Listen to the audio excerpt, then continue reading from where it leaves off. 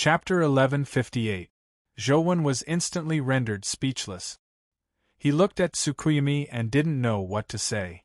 What kind of charm does the Heavenly Happiness card have to make a calamity-grade creature do such a thing? Jowen was alarmed and puzzled. Back when Emperor of Shang gave him the Heavenly Happiness card, he didn't think there was a problem, but now, he felt that the problem was huge. Emperor of Shang should have been defeated back then. Does a card he gave really have that much power? No matter how Jowen thought about it, he felt that something was amiss. Is that wrong? I saw that it was written on the internet. Seeing that Jowen wasn't saying a word, Tsukuyomi thought that she had done something wrong. She opened the web page and saw the words, 36 Stratagems of Love. That's right. That's what's written on it. Could it be that there's a problem with the way I use it? Tsukuyomi studied it carefully again. Seeing that she had no intention of leaving, Jowen had no choice but to give her his room and find another place to stay. The chick and antelope returned to his side, making Jowen feel indescribably at ease. He summoned Banana Fairy, Demonic Neonate, Truth Listener, and the other companion beasts and let them move freely in the house. Jowen lay in bed and continued gaming. At the same time, he studied the combination of the clown mask and the singularity universe. Amidst the constant failures, Jowen became more and more adept at using the two powers together. Finally, Jowen thought of a way to exchange the small planet without exchanging it back.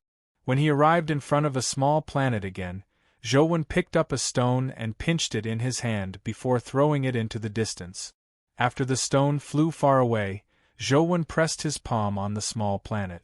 In the next second, something magical happened.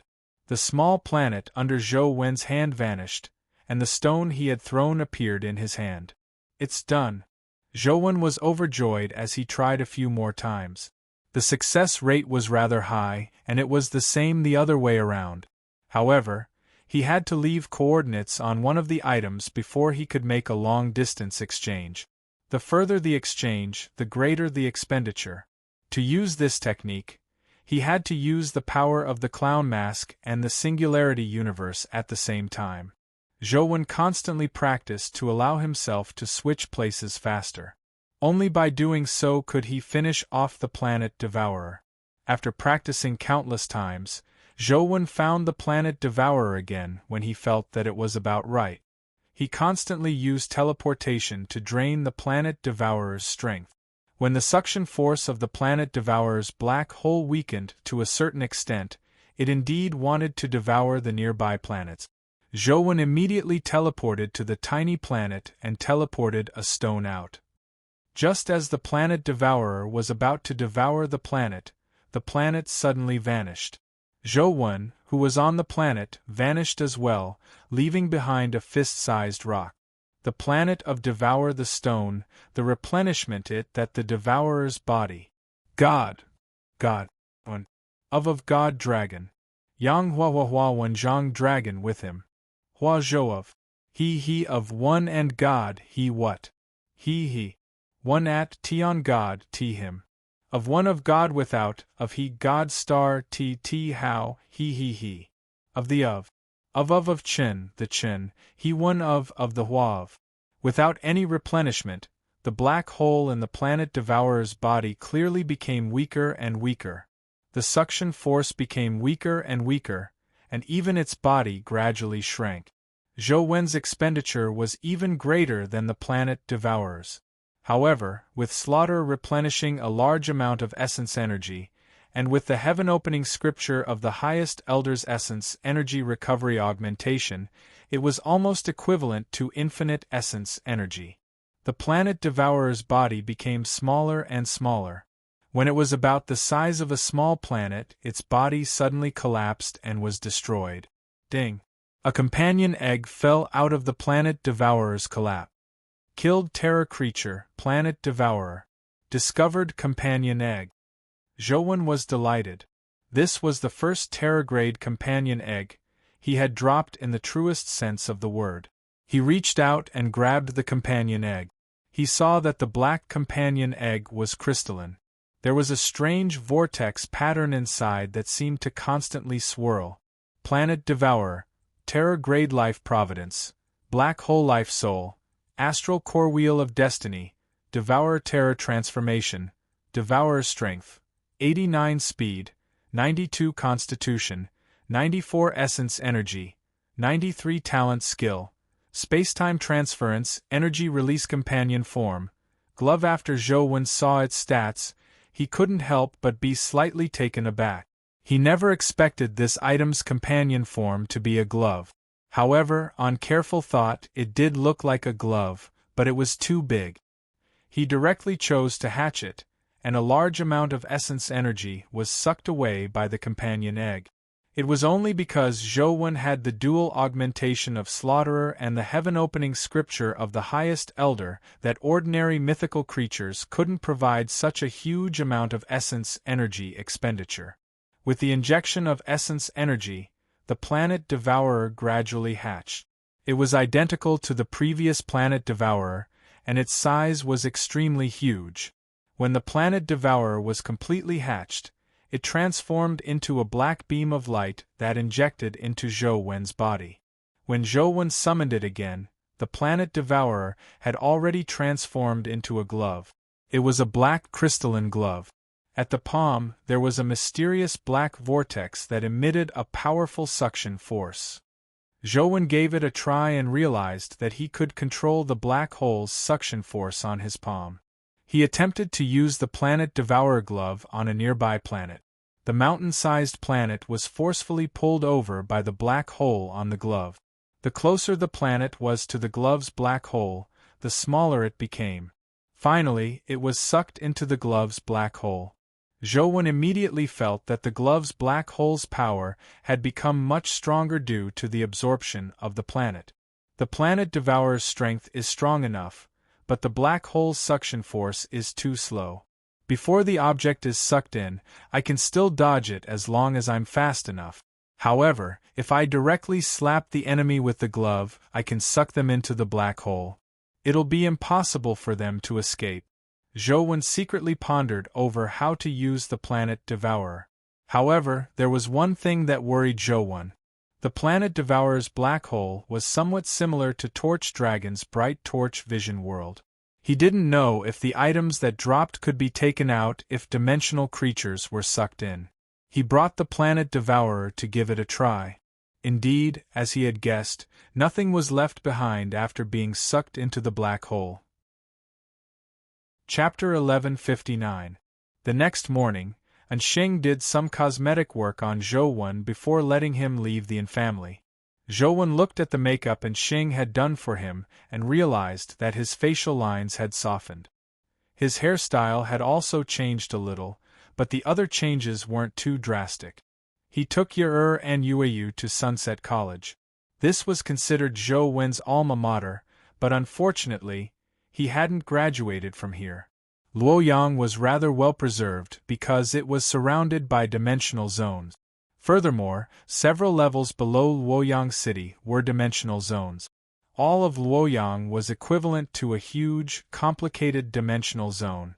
It was very difficult for dimensional creatures from the outside world to rush in. Instead, it became abnormally safe. As for the various dimensional zones in Luoyang, there were many dimensional creatures that broke out of the restrictions. However, as they were already familiar with these dimensional creatures, coupled with the constant battles over the past 5 years, they ultimately managed to preserve humanity's foundation in Luoyang.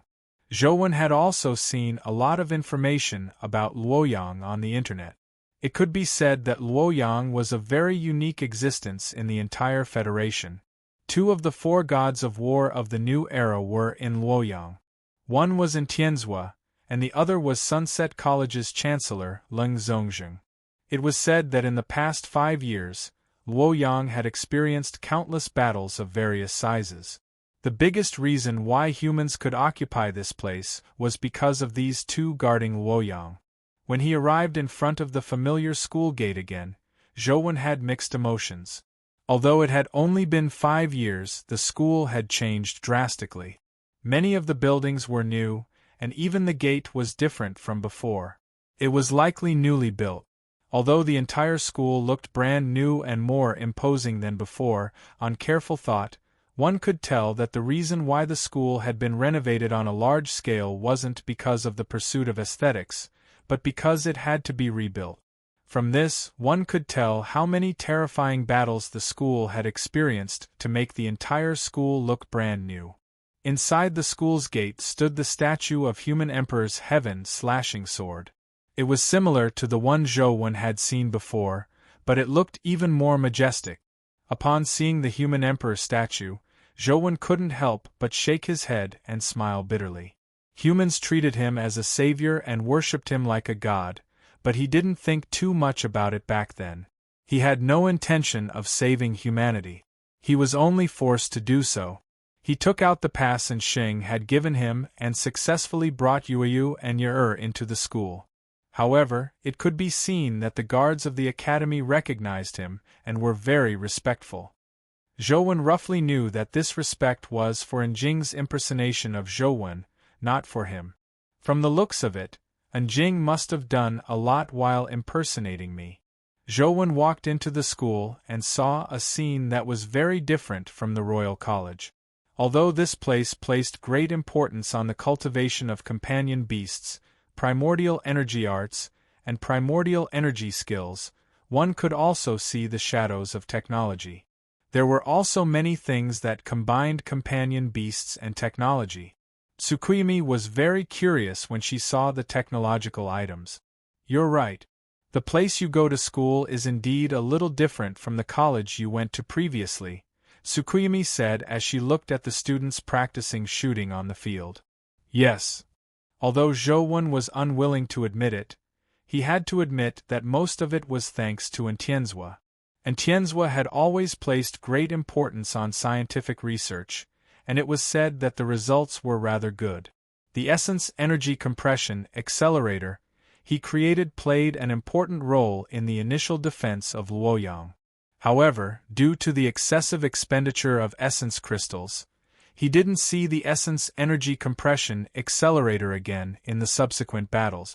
As Njing, who was impersonating Zhou, stayed in the military all year round, ordinary students couldn't recognize Zhou apart from the soldiers guarding the school. However, there were many legends about Zhou in the school. He was considered a legendary figure in the school. When he arrived at the training grounds, Zhou couldn't help but miss the times he practiced with Li Xian, Feng Chuyan, and company. Senior, can you help me? Zhou circled the training grounds with Ye and Tsukuyumi.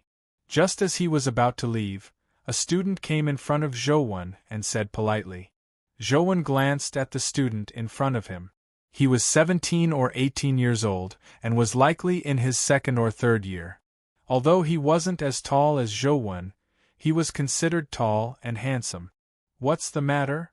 Zhou knew that he had misunderstood him as a graduate student, but Zhou could indeed be considered his senior. The student didn't answer and instead asked Tsukuyumi, "Is this beautiful senior your girlfriend?" "No," Zhou said with a shake of his head.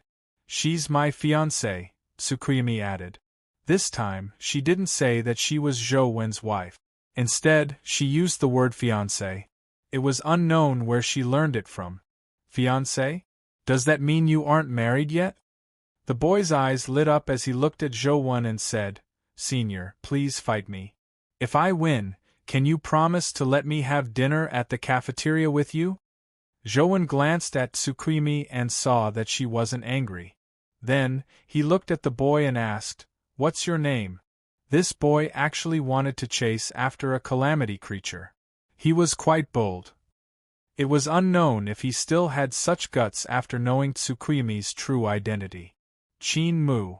The boy's tone was very calm, but from the way he raised his brows, it was obvious that he was proud of his name, as though he was very famous. In fact, many students in the training grounds were secretly discussing as they watched. With Zhou sharp senses, he quickly figured out Qin Mu's origins. Qin Mu was a second-year student, but his strength had already reached the peak of the legendary stage. He was just half a step away from advancing to the epic stage. Although there were more dimensional creatures now, to have such achievements at this age. He was considered an outstanding elite in Sunset College. In this year's school rankings, Qin Mu had only lost to the student council president and was ranked second. From this, it was obvious how strong he was. However, other than his excellent innate talent, there was another reason why Qin Mu had such abilities. This was because Qin Mu was the younger brother of a famous female sword immortal in Luoyang. Although the female sword immortal's fame wasn't comparable to a figure like in Tianzhua, she was a well-known figure in the Federation. She had never tasted defeat in sword technique. In the East District, when it came to sword techniques, the man was Ming Xiu, and the woman was this female sword immortal. Chapter 1160. The female sword immortal's name was Qin Zhen. Qin Mu had an especially good relationship with her, and he especially idolized her. When he was at home, Qin Zhen had always been the one teaching him. Of course, Qin Zhen teaching him was only one aspect. Qin Mu himself was indeed a genius, but he was a little too proud. Furthermore, his personality was rather rebellious. He had caused a lot of trouble in school, giving his mentor a headache. "Are you sure you want to duel me?" Zhouwen asked Qin Mu. "You don't dare." Qin Mu asked. "I dare, but I just find it a little unfair."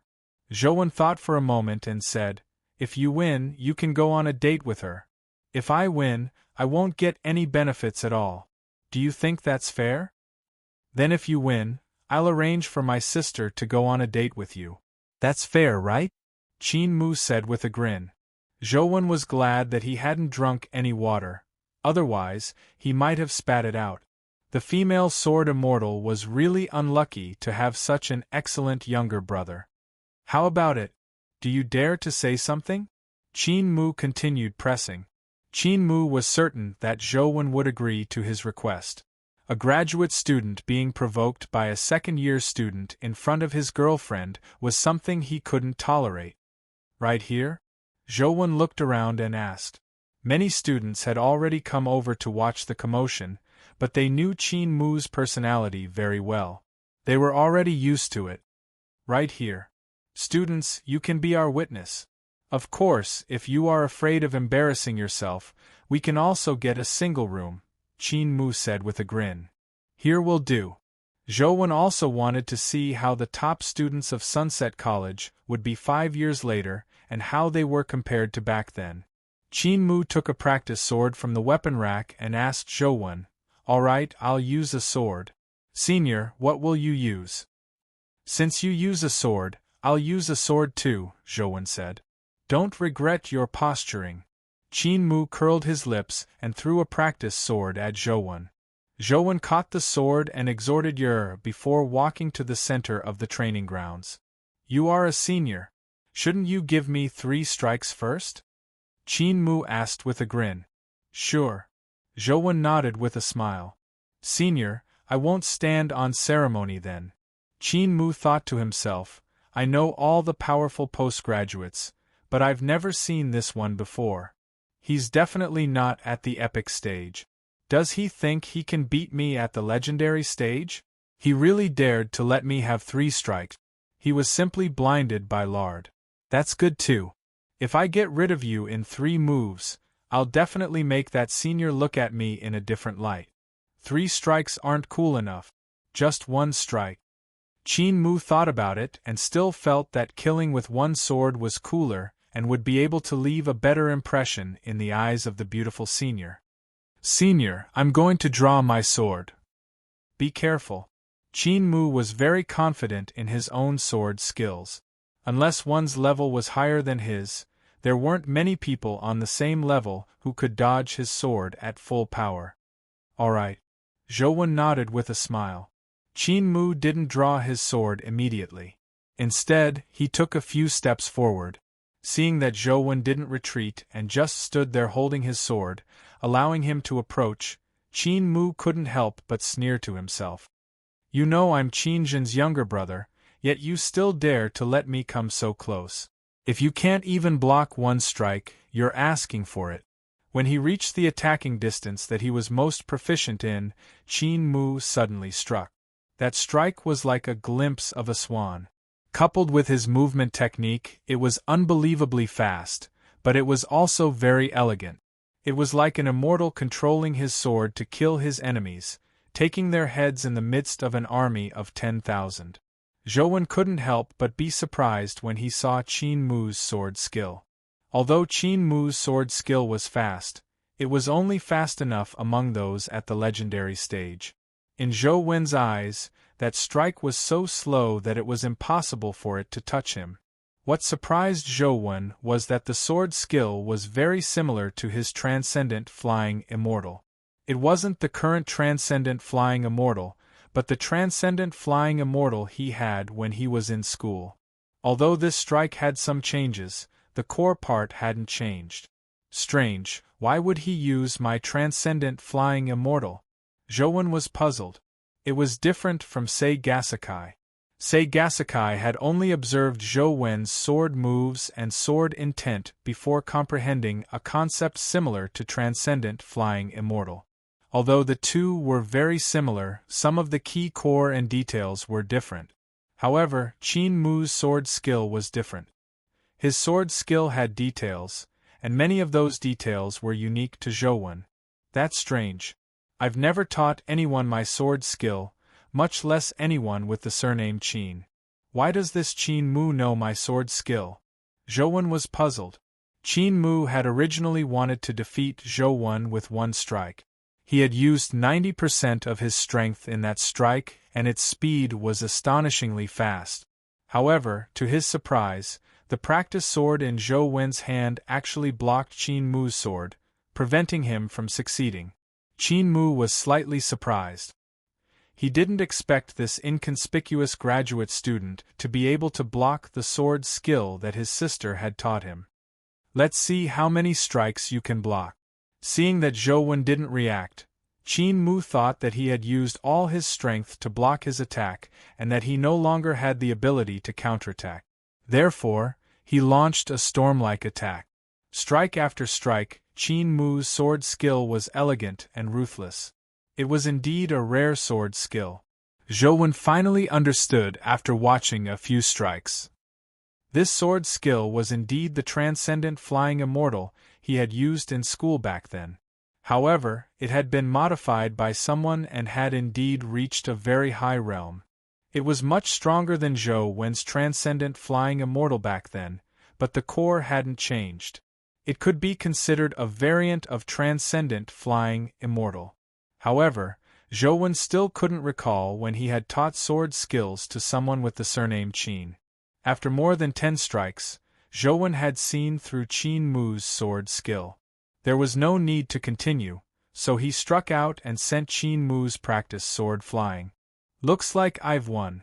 Zhou Wen placed his practice sword back on the rack and asked Qin Mu, "Who taught you your sword skill?" "My sister." Qin Mu thought of Qin Zhen and what he had said to Zhou Wen. He immediately felt that something was amiss. If Zhou Wen really asked to go on a date with Qin Zhen, Qin Mu wouldn't dare to tell Qin Zhen even if he had 2 more gut. The reason he had said that was because he had never thought that he would lose. However, on second thought, Qin Mu's girlfriend was here. It was unlikely that he would ask to go on a date with his sister, right? Where did your sister learn her sword skill from? Zhou Wen wanted to figure out where Qin Zhen had learned transcendent flying immortal. "Why are you asking?" Qin Mu asked as he sized up Zhou Wen warily. He thought that Zhou Wen was eyeing Qin Zhen's sword skill. "Didn't you say that you would arrange for me to go on a date with your sister? Can we do it today?" Zhou Wen wanted to meet the female sword immortal, Qin Zhen, and ask her where she had learned transcendent flying immortal. Chapter 1161. Qin Mu's face darkened.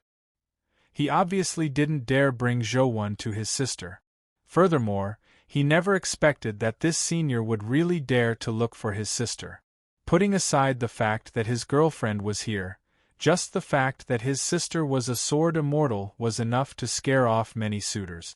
Most men would not have the courage to stand in front of his sister.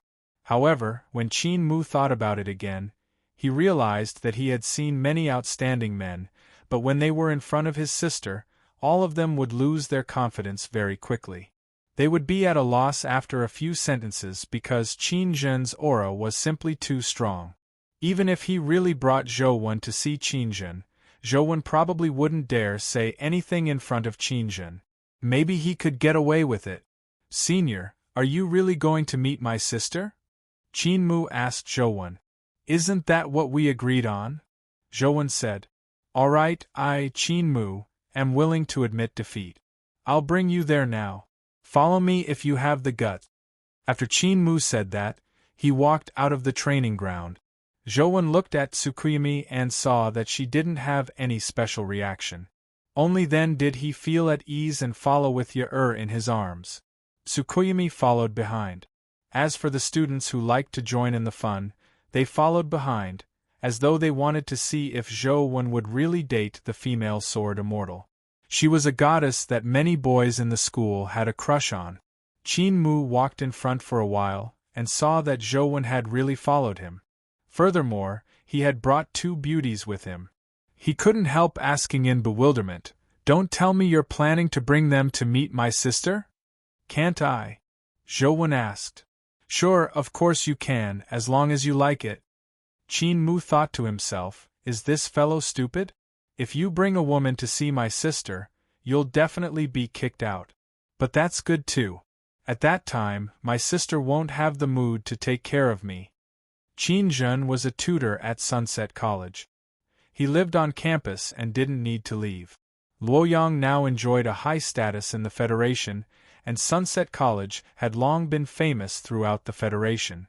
Ignoring the fact that the League president had once studied at Sunset College, just Luoyang's present strength was enough to contend with the 6 families. It was just that these powerful figures did not completely belong to the Yin clan. Otherwise, the Yin clan might be able to become the 7th great clan. Qin Mu quickly led the trio to Qin Zhen's residence, but the place surprised Zhou Wen. "Four Seasons Garden. Your sister lives here?" Zhou Wen asked as he looked at the building in front of him. This was the Four Seasons Garden that the special admissions students used to live in, and the building that Qin Zhen lived in was the one that he used to live in. Although many of the small buildings in Four Seasons Garden had been rebuilt, the 3 buildings in the last row didn't seem to have changed much. They looked the same as when he was here. "That's right. Are you going in?" Qin Mu asked Zhou Wen with a grin. He was now very relaxed. Zhou Wen was holding the hand of a 7-year-old girl, and behind him was a beauty in her 20s. As long as he told Qin Zhen that this man wanted to hit on her, with Qin Ji's temper, the outcome would be obvious. "Why not?" Zhou Wen asked. "All right, wait for me, I'll bring you to see my sister now." Qin Mu pushed open the courtyard door and walked in. When he reached the front of the small building, he rang the doorbell. "Sister, are you there?" Qin Mu shouted at the visual doorbell. "What are you doing here?" A cold female voice came from inside. She sounded young, but her attitude was very cold. "There's a senior who wants to get to know you. I brought him over to meet you," Qin Mu said as he turned his body to the side, allowing Qin Zhen to see Zhou Wen standing behind him through the video. "By the way, senior, what's your name?" Only then did Qin Mu want to know. He didn't even know Zhou Wen's name. Zhou Wen ignored him and only looked at the door. He didn't use Truth Listener to scan the situation inside. After all, she was a woman and not an enemy. It would be too impolite to do so. Seeing that Zhou Wen didn't answer, Qin Mu asked again. Before Zhou Wen could answer, the door to the building opened and a young woman in her 20s walked out. She was wearing a combat suit produced by the Yin family, outlining her perfect figure. Although she wasn't too tall, her figure was very well proportioned. When Zhou Wen saw the woman's face, he immediately found her a little familiar. After some thought, he immediately remembered where she had learned Transcendent Flying Immortal. I never expected that the silent and introverted junior from back then would have become a famous female sword immortal in the Federation. Zhou Wen sighed inwardly. Back then, he had seen a junior with considerable talent in the sword Dao, so he had given her some of the scattered notes he had taken while practicing transcendent flying immortal. Zhou didn't take this matter to heart and had long forgotten about it. Furthermore, he never expected that the junior would be able to cultivate transcendent flying immortal to such a level with the scattered notes in the notebook. She had even become a famous female sword immortal.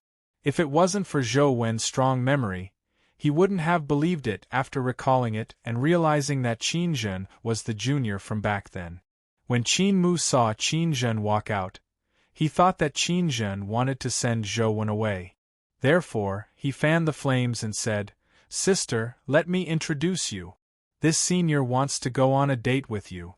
And this is his fiancée. I don't know what relationship this little sister has with them." "Senior, could she be your daughter?" Qin Mu was secretly pleased with himself. He felt that Qin Zhen would definitely teach this reckless senior a lesson. As he expected, Qin Zhen walked straight towards Zhou Wen like the wind. Qin Mu was already beginning to worry for Zhou Wen. If Qin Zhen was too heavy-handed and crippled him, it would be difficult to explain to the school.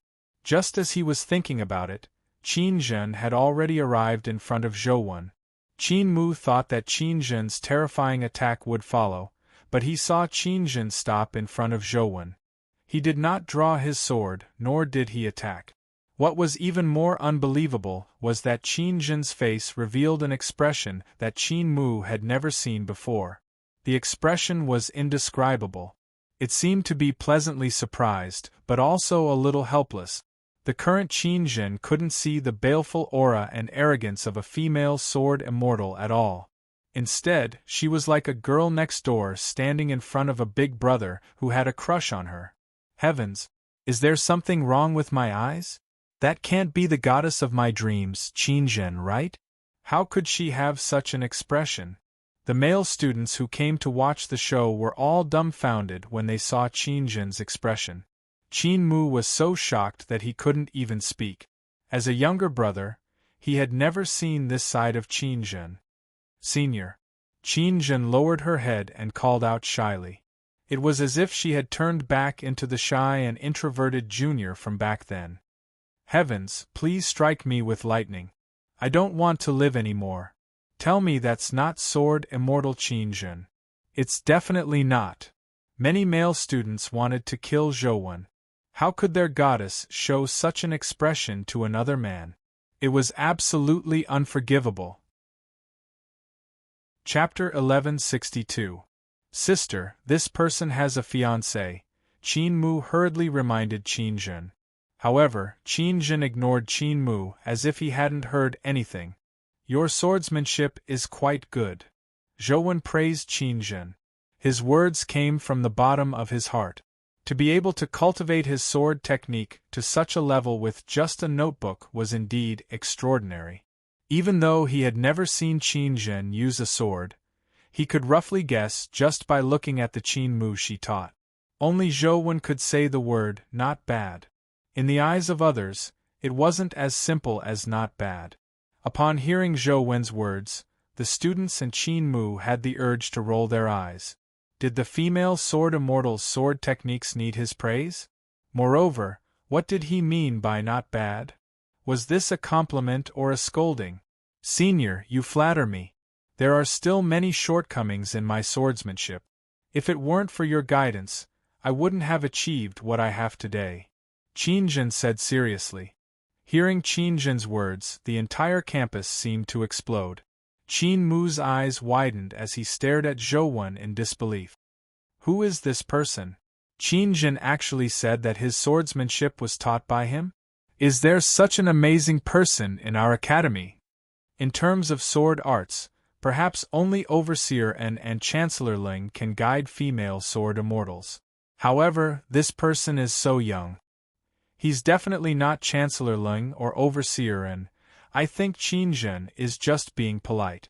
This person might be her first teacher. Yes, that must be it, but he is not that old. He is not much older than Qin Zhen. How could he be Qin Zhen's first teacher? What is this senior's name? No one knows him? While everyone was talking, Qin Zhen continued, Senior, there are still many things I don't understand about my swordsmanship. Can you give me some pointers? I'm willing to pay any price. As soon as he said that, everyone was dumbfounded. Qin Zhen, the female sword immortal of the Federation, actually wanted him to give her some pointers on her swordsmanship. This was definitely not something a teacher could do. The only possibility was that this person's swordsmanship was stronger than that of the female sword immortal, Qin Zhen, and not just by a little bit. Who is he? Could it be the legendary bright swordsman, Ming Xiu? I heard that Ming Xiu used to study at our school. Maybe she taught Qin Zhen at that time. It's not Professor Ming. It's not like we haven't seen Professor Ming's photo before. This senior isn't as delicate as Ming Xiu. Ming Xiu might not necessarily be stronger than Qin Zhen, right? Sister, who exactly is this senior? Qin Mu stammered. This is Senior Zhouwen. You don't even know him? Qin Zhen finally heard Qin Mu's words and replied. Zhouwen. He's the Zhouwen who was once invincible among his generation and suppressed the younger generation of the 6 great families. Damn, so it's him. No wonder. I just didn't expect Qin Zhen to have learned his swordsmanship from him. I heard that he has been suppressing Chess Mountain for the past few years. It's no wonder he looks unfamiliar. Upon hearing Qin Zhen say Zhouwen's name, many students felt relieved. Although Zhouwen wasn't on campus most of the time, he was one of the legends of Sunset College. Follow me, Zhouwen said to Qin Zhen before turning to leave. Qin Zhen immediately followed without any hesitation. Everyone wanted to follow, but Zhouwen and company quickly left the school. They couldn't leave. Zhouwen brought Qin Zhen to the family's training room and let him practice his sword technique. They were stronger than Zhouwen had imagined. Qin Zhen's talent and concept in sword techniques were better than Zhouwen had imagined. Wait a moment. Zhouwen took out a pen and paper from the chaos bead. He planned on writing down his experience with Transcendent Flying Immortal and giving it to Qin Zhen. Zhouwen didn't care if his sword techniques would spread. If someone could learn his sword techniques, he hoped that there would be a few more people like Qin Zhen among humans. Unfortunately, Transcendent Flying Immortal had extremely high requirements for cultivators. It was difficult to get started, and it was even more difficult to achieve anything. It wasn't suitable for most people. Sei Gasakai had also fused the concept of Transcendent Flying Immortal into the Two Heavens flow, making it easy for people to learn. Although that solved the problem of most people finding it difficult to get started, it also indirectly increased the difficulty of reaching the peak. To Zhouwen, a person like Qin Zhen was considered a sword art inheritor that could only be chanced upon. He's getting more and more unruly. Doesn't he know that it's already mealtime? Even if he isn't hungry, doesn't he know that children need to eat more when they need to grow? At night, Tianzhua sat at the dining table and saw Sheng and Jing sitting by his side. He frowned. Sheng hurriedly said, Overseer, young Master Wen brought a guest back. He's busy in the training room. What guest is more important than Yur's body? If he wants to entertain the guest, why can't he let Yur come back for dinner? Tianzhua snorted coldly. I just called Yur. She said she's not hungry, Sheng said. Tianzhua couldn't help but frown. After a pause he asked, Who did he bring back? It's Qin Zhen, Sheng answered. Qin Zhen. Tianzhua was slightly taken aback. Is it the female sword immortal from the college? Yes, Overseer. What are they doing in the training room? Tianzhua asked. I'm not sure about that. Perhaps they're sparring, Sheng said. Tianzhua wasn't unfamiliar with the name Qin Zhen. There were very few experts from Sunset College. Hui Haifeng, Feng Chuyen, Li Xian, and Wei Gu were all very famous figures in the league. However, there weren't many who were truly willing to stay in Sunset College for the family and Luoyang. Hui Haifeng was now the league president, and Feng Chuyen was the pride of the Sea Return Feng family. Although Li Xian's Li family was a local wealthy family in Luoyang, Li Mabai was now in charge. He wasn't someone to be trifled with. Sometimes, even in Tianzhua had a headache over him. Li Xian was often away and only returned a few times a year. There was no need to mention Wei Guo. He was in charge of the Special Investigation Bureau and was the eyes and ears of the League. Now that he had joined the League of Defender, it was even more impossible for him to be used by the infamily. Among the experts who stayed in the college, Qin Zhen was the best. However, Tianzhua had always believed that Qin Zhen was more suitable for the battlefield and not staying on campus to teach. Therefore, he had personally persuaded Qin Zhen to join the army many times, but she rejected him. Through their interaction, Tianzhua knew that Qin Zhen wasn't someone who was afraid of challenges, but for some reason, she wasn't willing to leave the college. Upon hearing that Qin Zhen had followed Zhou Wen to the infamily, Tianzhua found it odd. After some thought, he got up and said, "Let's go take a look." And Sheng and Jing stood up and followed Tianzhua to the training room. They were also very curious about what Zhou Wen and Qin Zhen were doing. Chapter 1163. Young Master Wen, are you still busy? The food is ready. Overseer is here to pick up Miss Yer. Why don't you let Miss Yer go back for her meal first? And Sheng came to the training room and pressed the doorbell. Before Zhou Wen finished writing, he got Yer to open the door for Sheng and company. Yer opened the door and Tianzhua and company looked inside. Indeed, they saw Qin Zhen standing inside. However, what puzzled Tianzhua and company was that Qin Zhen and company weren't sparring with their sword technique. They didn't even look like they had. Instead, Zhou Wen was standing in front of a table and writing. As for Qin Zhen, she was watching intently. Does this punk know calligraphy? And Tianzhua was puzzled. Writing beautiful words was not a difficult task for humans of their level and level of evolution. They didn't even need much practice. All they needed to do was see some famous works, and it was very easy to imitate beautiful words. However, good words didn't mean good calligraphy. One needed to infuse one's thoughts into the words to form a unique style. Only then could it be called calligraphy. And Tianzhua secretly glanced at it and realized that although Zhou Wen's words weren't ugly, they definitely weren't good. It was such an ordinary word, but Qin Zhen was engrossed in it as she stood there motionless. Since it's not a problem with the words, it should be the content. And Tianzhua was just about to see what Zhou Wen had written when Zhou Wen had already finished writing. Putting away the pen, Zhou Wen picked up the book and handed it to Qin Zhen. Take a look. Can I? Qin Zhen didn't dare take it. She had watched Zhou Wen finish writing. Although Zhou Wen had written too quickly and the content was too profound, Qin Zhen had only roughly glanced at many parts without reading them carefully. However, just the content she saw made Qin Zhen understand that what Zhou Wen had given her wasn't a sword technique notebook with a few words, but a real systematic sword technique. Furthermore, there were some of Zhou Wen's own experience. The value of this book made Qin Zhen hesitate. Of course, sword techniques are created for people to use. If you can learn it, take it, Zhou Wen said indifferently. Qin Zhen looked at Zhou Wen and saw that his expression was the same as when he had given her the notebook back then. She couldn't help but fall into a daze as she reached out to take the transcendent flying immortal that Zhou Wen had written. And Tianzhua also understood that what Zhou Wen had written was likely some kind of sword technique. From Qin Zhen's solemn expression, it was probably no trifling matter. However, Tianzhua didn't know if the sword technique Zhou Wen had written was his own or from somewhere. And Tianzhua wanted to know, but he refused to ask. And Xing didn't have any qualms as he said with a smile, "Young Master Wen, are you very familiar with Sword Immortal Qin?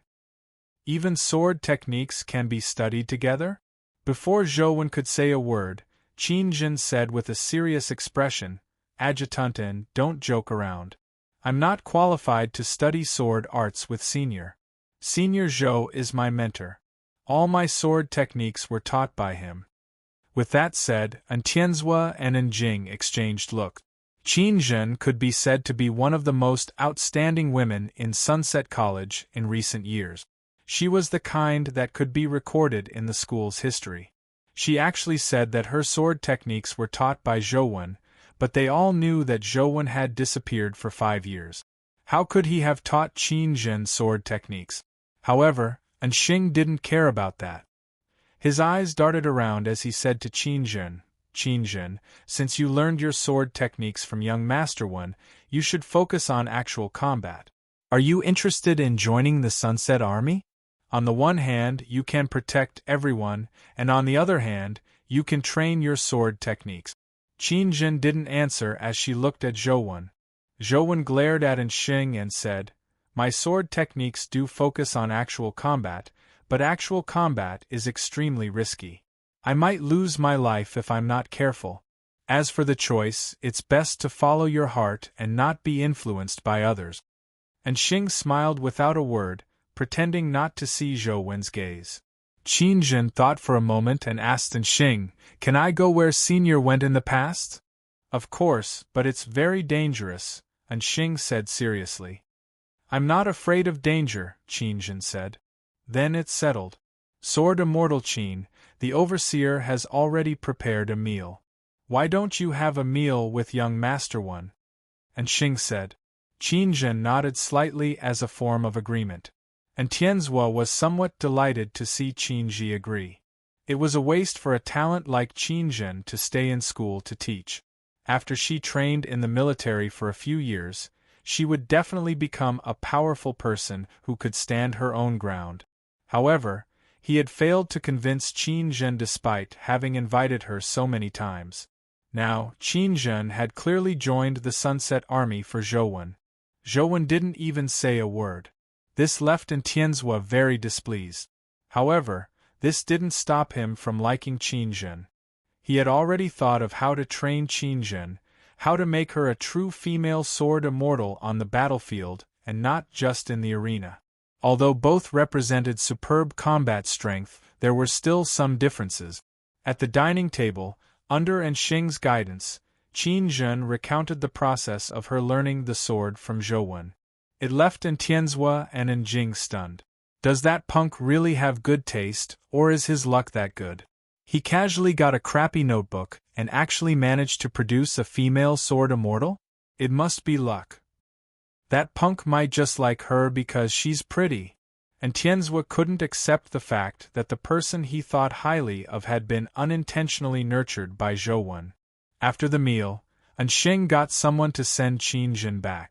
However, Zhou stopped Anxing and pulled him to a secluded spot.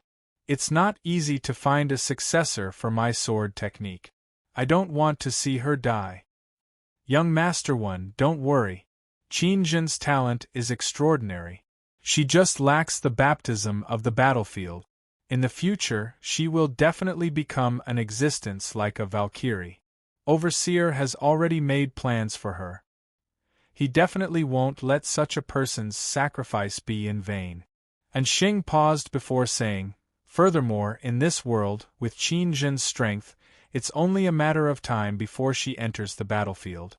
It's better earlier than later, don't you think?" Zhou naturally understood this logic.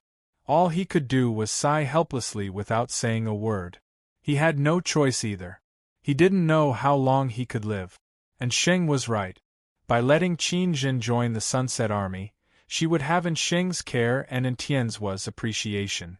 It was better than being forced to participate in battle in the future. "Young Master One, I realize that there's something wrong with you." Anxing suddenly sized up Zhou and said in a strange tone. Zhou felt his hair stand on end from Anxing's gaze. "Xing, don't spout nonsense. What problem can I have?" Chapter 1164. We're already so familiar with each other. "Young Master One, just admit it honestly." "I won't tell anyone," Anxing said with a wink. "What should I admit?" Zhou's heart skipped a beat as he thought to himself, could it be that Anxing has discovered the secret of the phone? "You're actually a reincarnator, right?" Anxing whispered. "What reincarnator? Is it a certain level? Or a guardian?" Zhou asked in a daze. Still pretending? A reincarnator is someone who has lived once and returned to the past. Young Master One, you are a reincarnator, right? Don't worry, I won't tell anyone, Anxing said. Zhou finally understood what Anxing meant. He was at a loss whether to laugh or cry as he said, "Have you been watching too much television recently and been brainwashed by it?" Anxing said with a smile, "Young Master One, if you aren't a reincarnator, how can you do so many things that seem like you can predict the future?" "What did I do to predict the future?" Zhou asked in puzzlement. Anxing counted them one by one. "You became Wang Mingyuan's disciple. Then, he entered the dimension and became an overlord of it. You have a good relationship with Wang Mingyuan's disciples. Now that Hui Haifeng has become the Alliance's president and has developed the mythical liquid, it's like he's turned on. Zhong Zia is very likely the president of the Holy Spirit Association.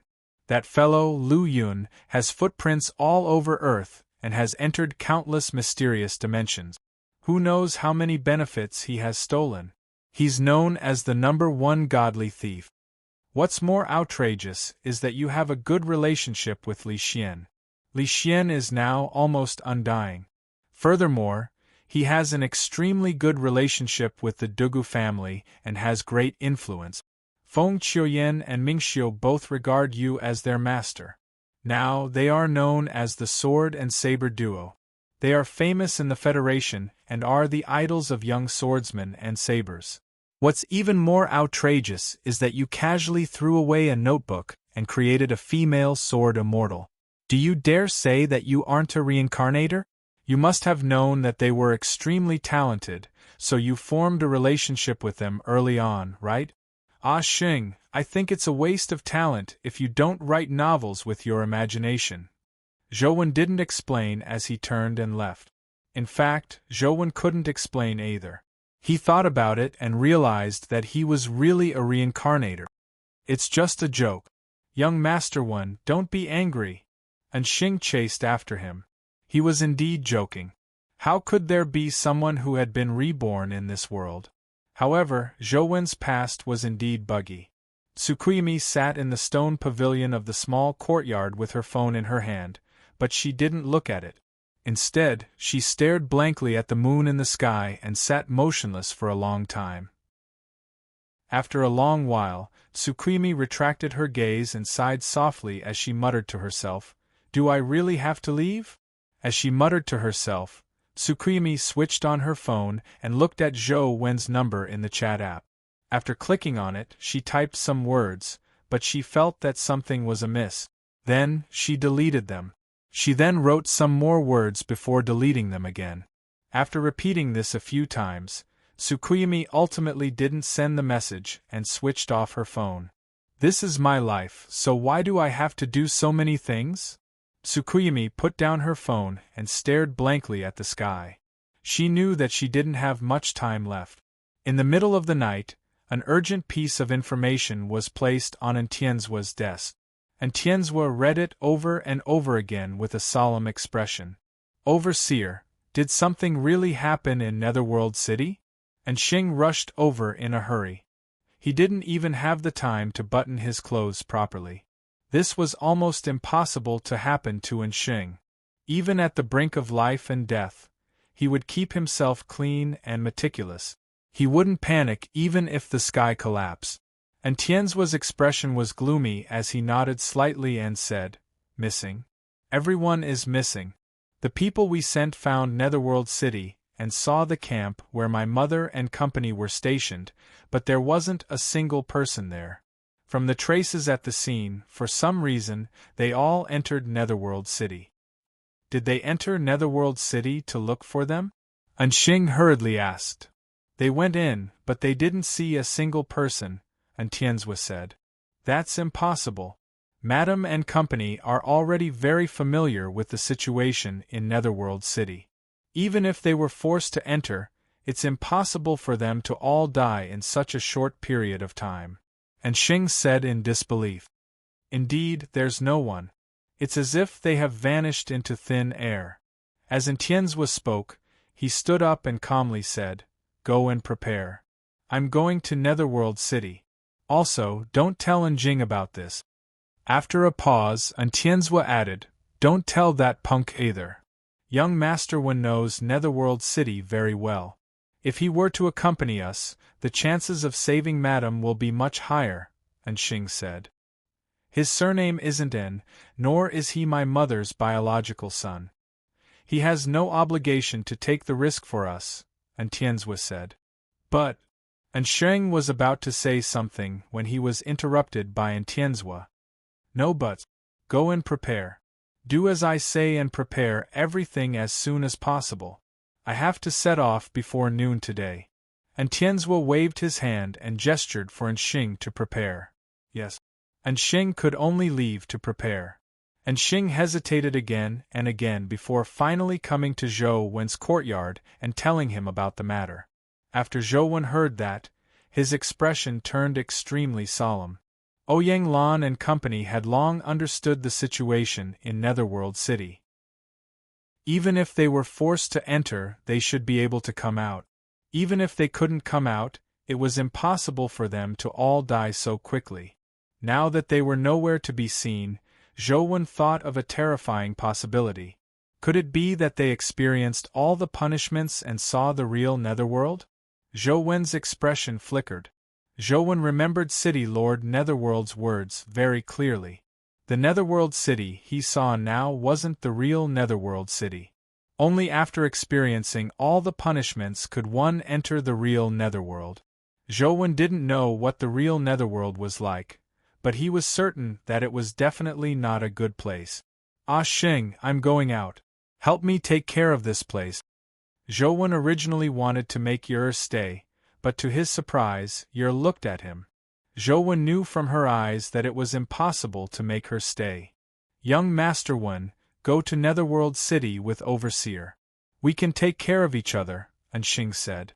"No, I'm not going to Netherworld City. I'm going to the South District first," Zhou Wen said. "South District?" Xing was slightly taken aback, unsure what Zhou Wen meant.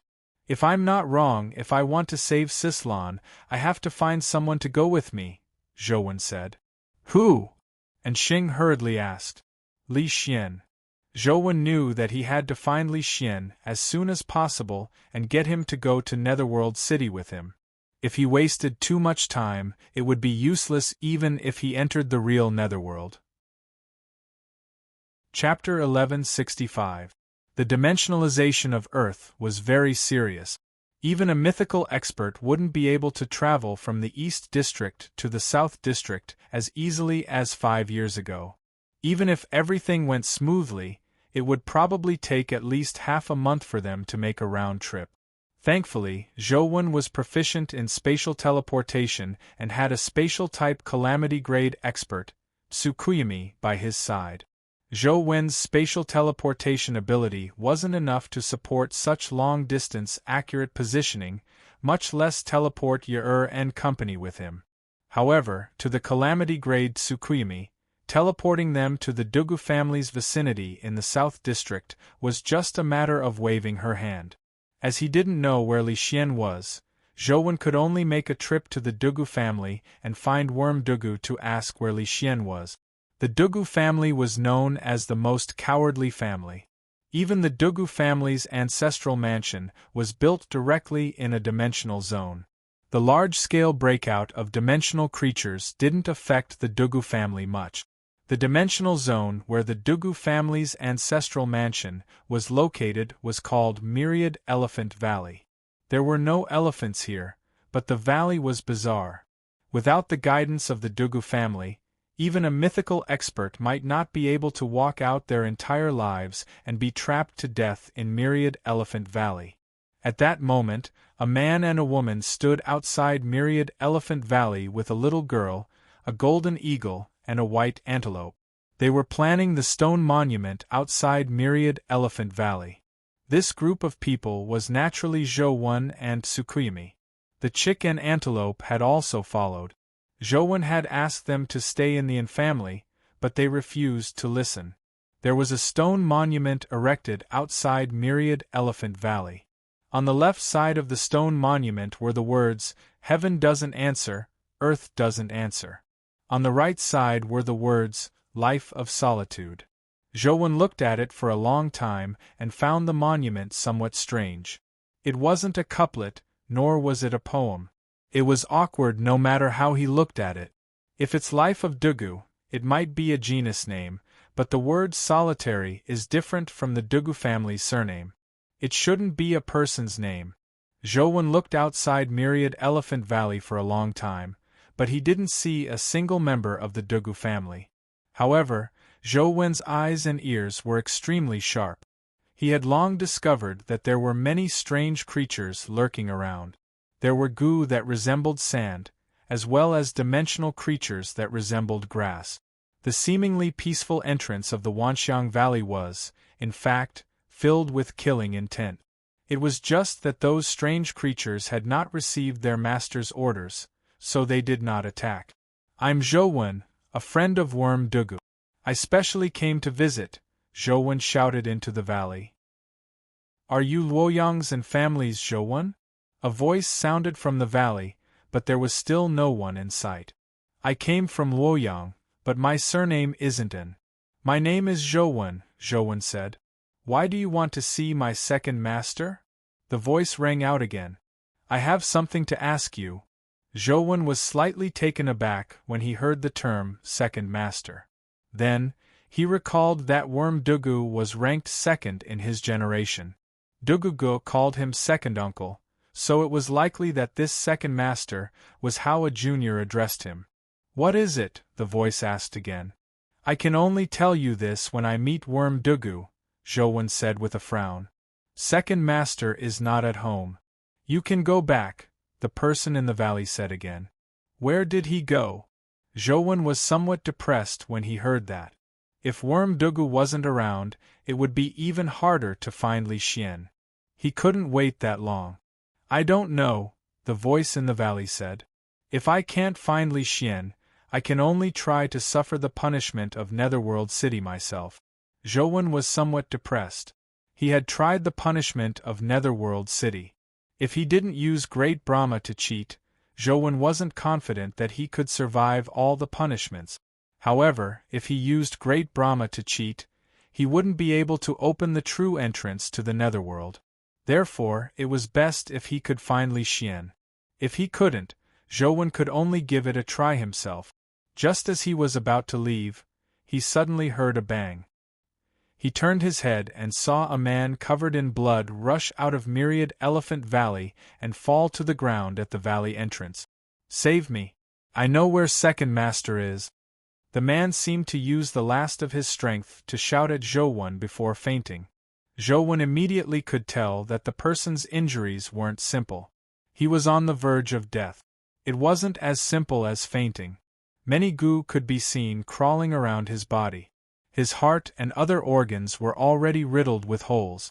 It was already a miracle that he could survive until now.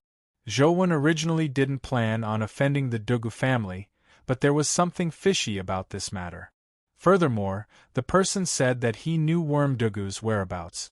As Zhou was watching, a swarm of worms suddenly flew out of Myriad Elephant Valley like black fog and swept towards the unconscious man. Zhou summoned the bronze sparrow sword and got it to fly over. Wherever the flames passed, large swaths of worms were immediately burned to death. "This is a matter of our Dugu family. It has nothing to do with you?" The voice in the valley sounded again. "Your Dugu family's matters indeed have nothing to do with me, but he knows Worm Dugu's whereabouts. When he wakes up and tells me Worm Dugu's whereabouts, I'll return him to you," Zhou said as he walked towards the unconscious man. The man's condition was already terrible. His body was on the brink of collapse from the goo's bite. He was just a few more breaths than a dead person. He needed immediate treatment. "He doesn't know where Second Master is. He just wants to use you to escape," the voice in the valley said. "We'll know if it's true or not once we ask." Zhou stood in front of the man and began engraving the ancient Sovereign Sutra on the Wheel of Destiny. In his current situation, ordinary healing abilities were useless. Even if he used rejuvenation pills, they could only heal some wounds. However, the goo in his body were still there, so it was useless to only heal wounds. Only the ancient Sovereign Sutra could heal this man under such circumstances and remove all the goo in his body. It's not your place to decide on the Dugu family's matters. Zhou was just about to help the man up when he saw another person rush out of Myriad Elephant Valley. Zhou took a careful look and saw that the person had a black veil over his face. His entire body was wrapped tightly in clothes, making it impossible to see his appearance. He only knew that he was a man. Zhou, I've heard of your name. You're indeed an impressive person. However, this is a matter of my Dugu family. If you insist on interfering, even if our Dugu family isn't willing, we can only treat you as an enemy and treat you with all our might. At the same time the black-robed man appeared, a large number of goo flew out with him. It was unknown how many there were, and there were many types. There weren't just a single species. If you believe our Dugu family, I can guarantee with the Dugu family's reputation that this traitor doesn't know Worm Dugu's whereabouts. He just wants to use you, the black-robed man added. Zhou felt that what the black-robed man said made sense, but he didn't plan on returning the man. Whether it was true or not, he had to personally ask.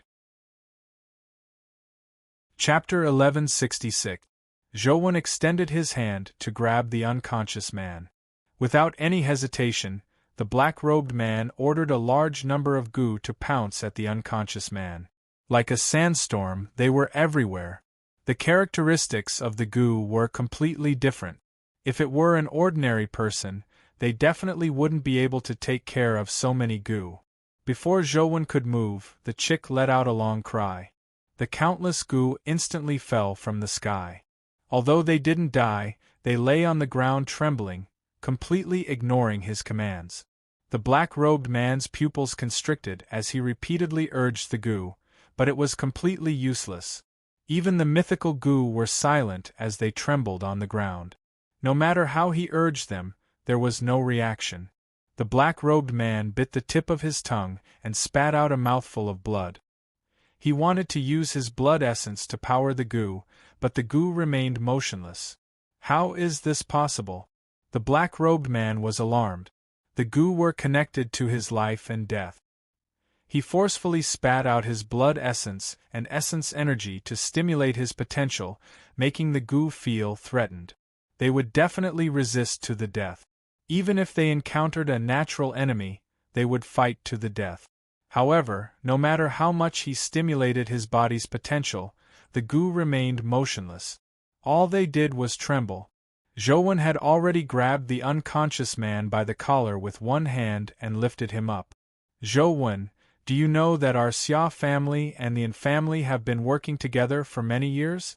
Are you really going to destroy the trust and relationship that the two families have built over the years because of a traitor's lies? The black-robed man paused for a moment before continuing. Besides, he has already been poisoned by many goo. It's impossible for him to survive. Is it worth it for a dying person? Hand him back to me. Our Dugu family will think of a way to contact Second Master. You just need to wait for a while. I've already told you that my surname isn't An. Besides, if our relationship is so easily severed, there's no need to maintain it. Zhou looked at the man in his hand and continued, most importantly, I don't have that much patience. With that said, Zhou stabbed at the man's body with his other hand. The 5 fingers that were like sharp blades stabbed into the man's body with resplendent light. His hand was like a blade, bringing with it many strings as he continuously slashed at the man's body. When the black-robed man saw Zhou do this, he imagined that he was going to personally finish off the unconscious man. He said with a smile, "A wise man who delays time is a wise man. The Dugu family will remember your friendship. We will find Second Master's whereabouts as soon as possible." Before he could finish speaking, his smile froze on his face, and his eyes were filled with shock. Zhou Wen's final punch landed on the unconscious man. The goo that had burrowed into his body were all sent flying. Even the brain-boring worm that had burrowed into his brain was no exception. The moment those goo worms were shaken out, the bird spat out a mouthful of golden flames, directly burning those goo worms to ashes. The man in black clearly saw that Zhou Wen's attack had beaten the man to a pulp. There was no way he could survive, but the man's injuries rapidly healed. Moments later, he was like a normal person. The wounds on his body were completely gone.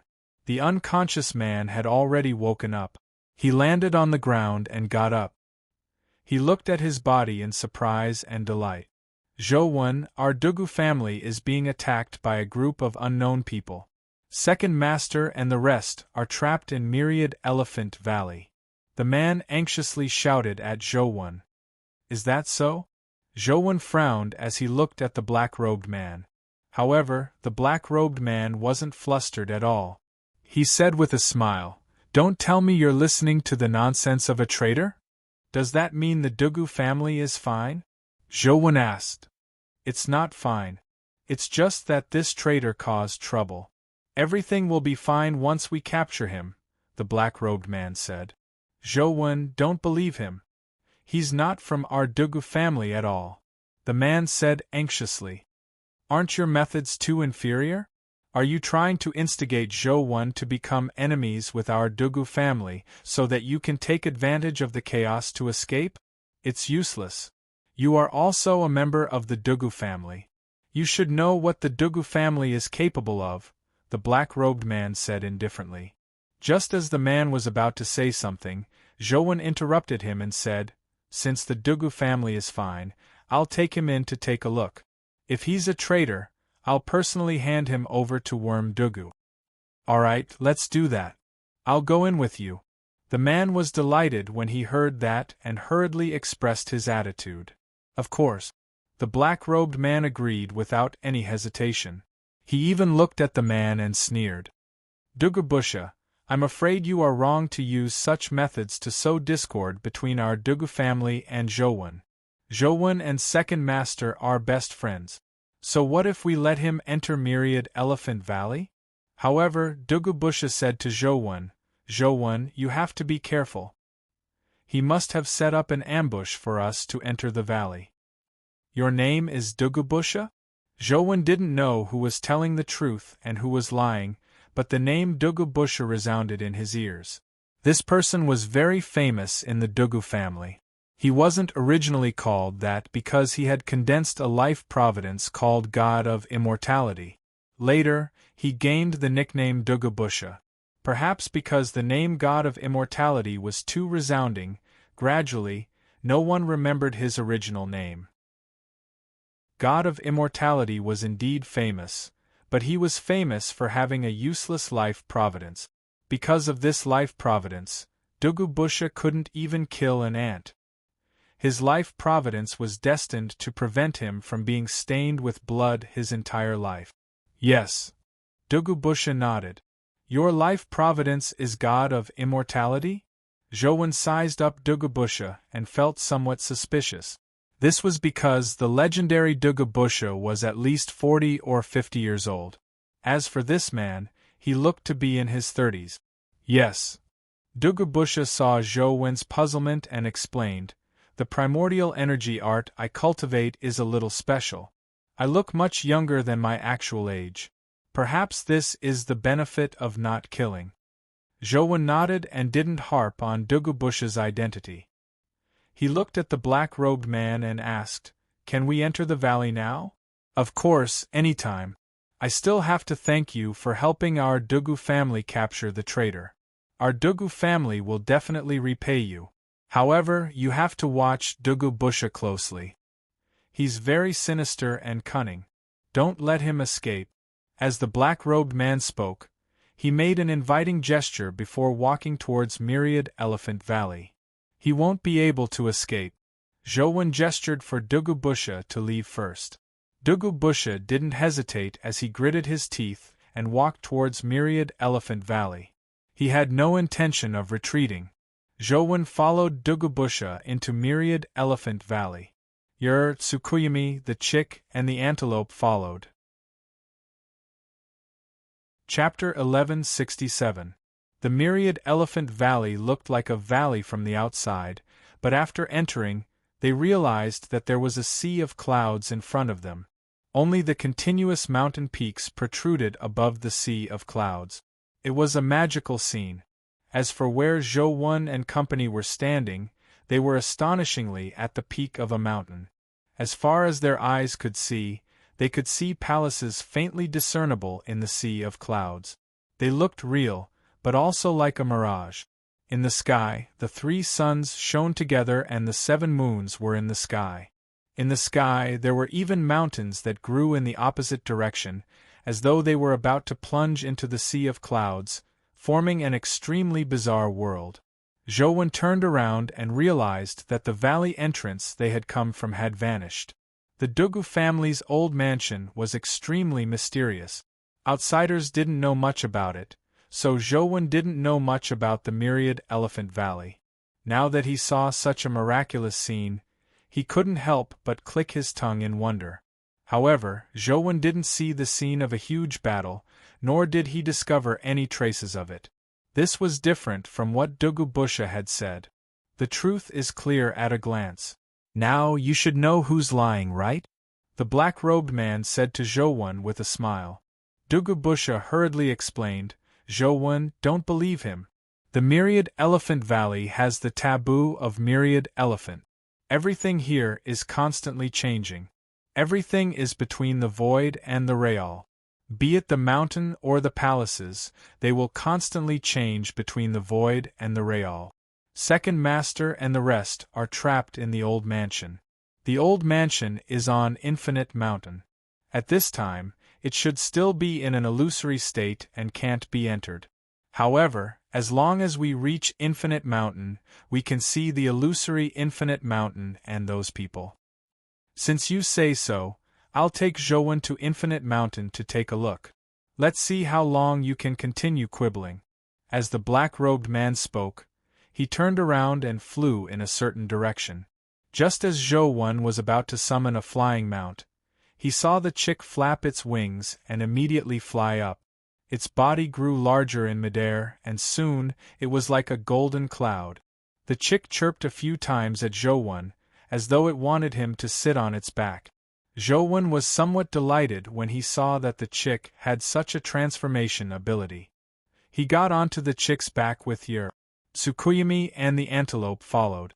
Just as Dugu Busha was about to come up, he was glared at by the chick. Dugu Busha wasn't in the mood to fuss over this. He summoned an avian companion beast and followed. After flying for a while, Dugu Busha suddenly shouted, "That's not right. He's not heading towards Boundless Mountain." That's where the man in black stopped and stared at Dugu Busha with a cold smile. So that's how it is. You want to borrow Zhou's power to charge into Dark Azura Hall. What a good plan. You're talking nonsense. You're heading towards Dark Azura Hall. Zhou, this is the way to Boundless Mountain. You have to believe me, said Dugu Busha anxiously. Zhou looked at the two of them sticking to their own stories, and was momentarily unable to tell who was telling the truth and who was lying. However, Zhou was more willing to believe that Dugu didn't kill some. This was because up to now, they had yet to see a second member of the Dugu family. If what the black-robed man said was the truth, why didn't the Dugu family come forward to explain for him? As long as the other members of the Dugu family came forward, they would naturally be able to convince Zhou. Although Zhou wasn't very knowledgeable, he still knew a few of the important figures in the Dugu family. You keep saying that the Dugu family is fine. Why don't you get the other members of the Dugu family out? Dugu Busha had clearly thought of this as well. The black-robed man frowned and said, Boundless Mountain is currently in an illusory state. No one can come out. Don't tell me you're going to tell Zhou that you're the only one guarding the entire Myriad Elephant Valley today? Said Dugu Busha coldly. The black-robed man hesitated for a moment before explaining to Zhou, Today is the day of our Dugu family's grand ceremony. Apart from me guarding the pass, everyone else is at Boundless Mountain. If you don't believe me, you can go there and take a look. Didn't you say that second master isn't around?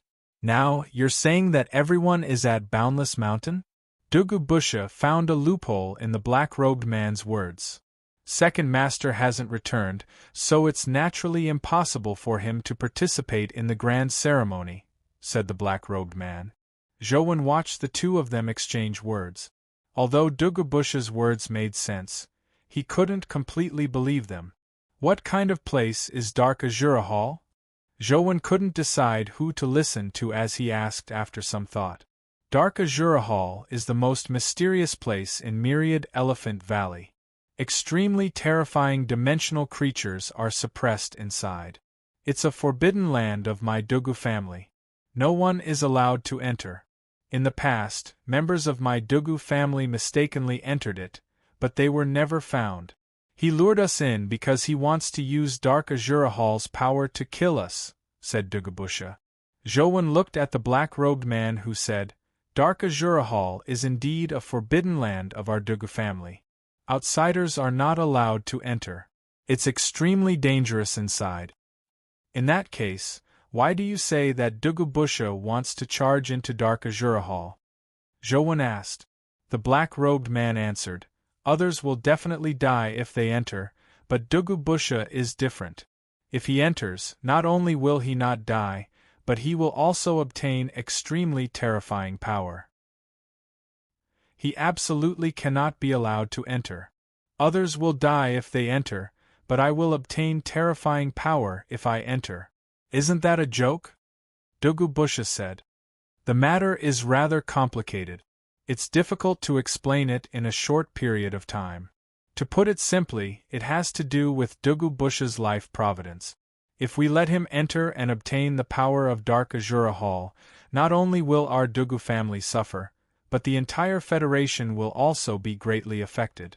Therefore, we absolutely cannot let him succeed, said the black-robed man. Zhouwen really couldn't tell who was telling the truth. Zhouwen, he's stalling for time. Second Master and the rest are trapped in Boundless Mountain. If we go too late, I'm afraid they will really be hopeless, Dugubusha said anxiously. Zhouwen, I know you have a good relationship with Second Master.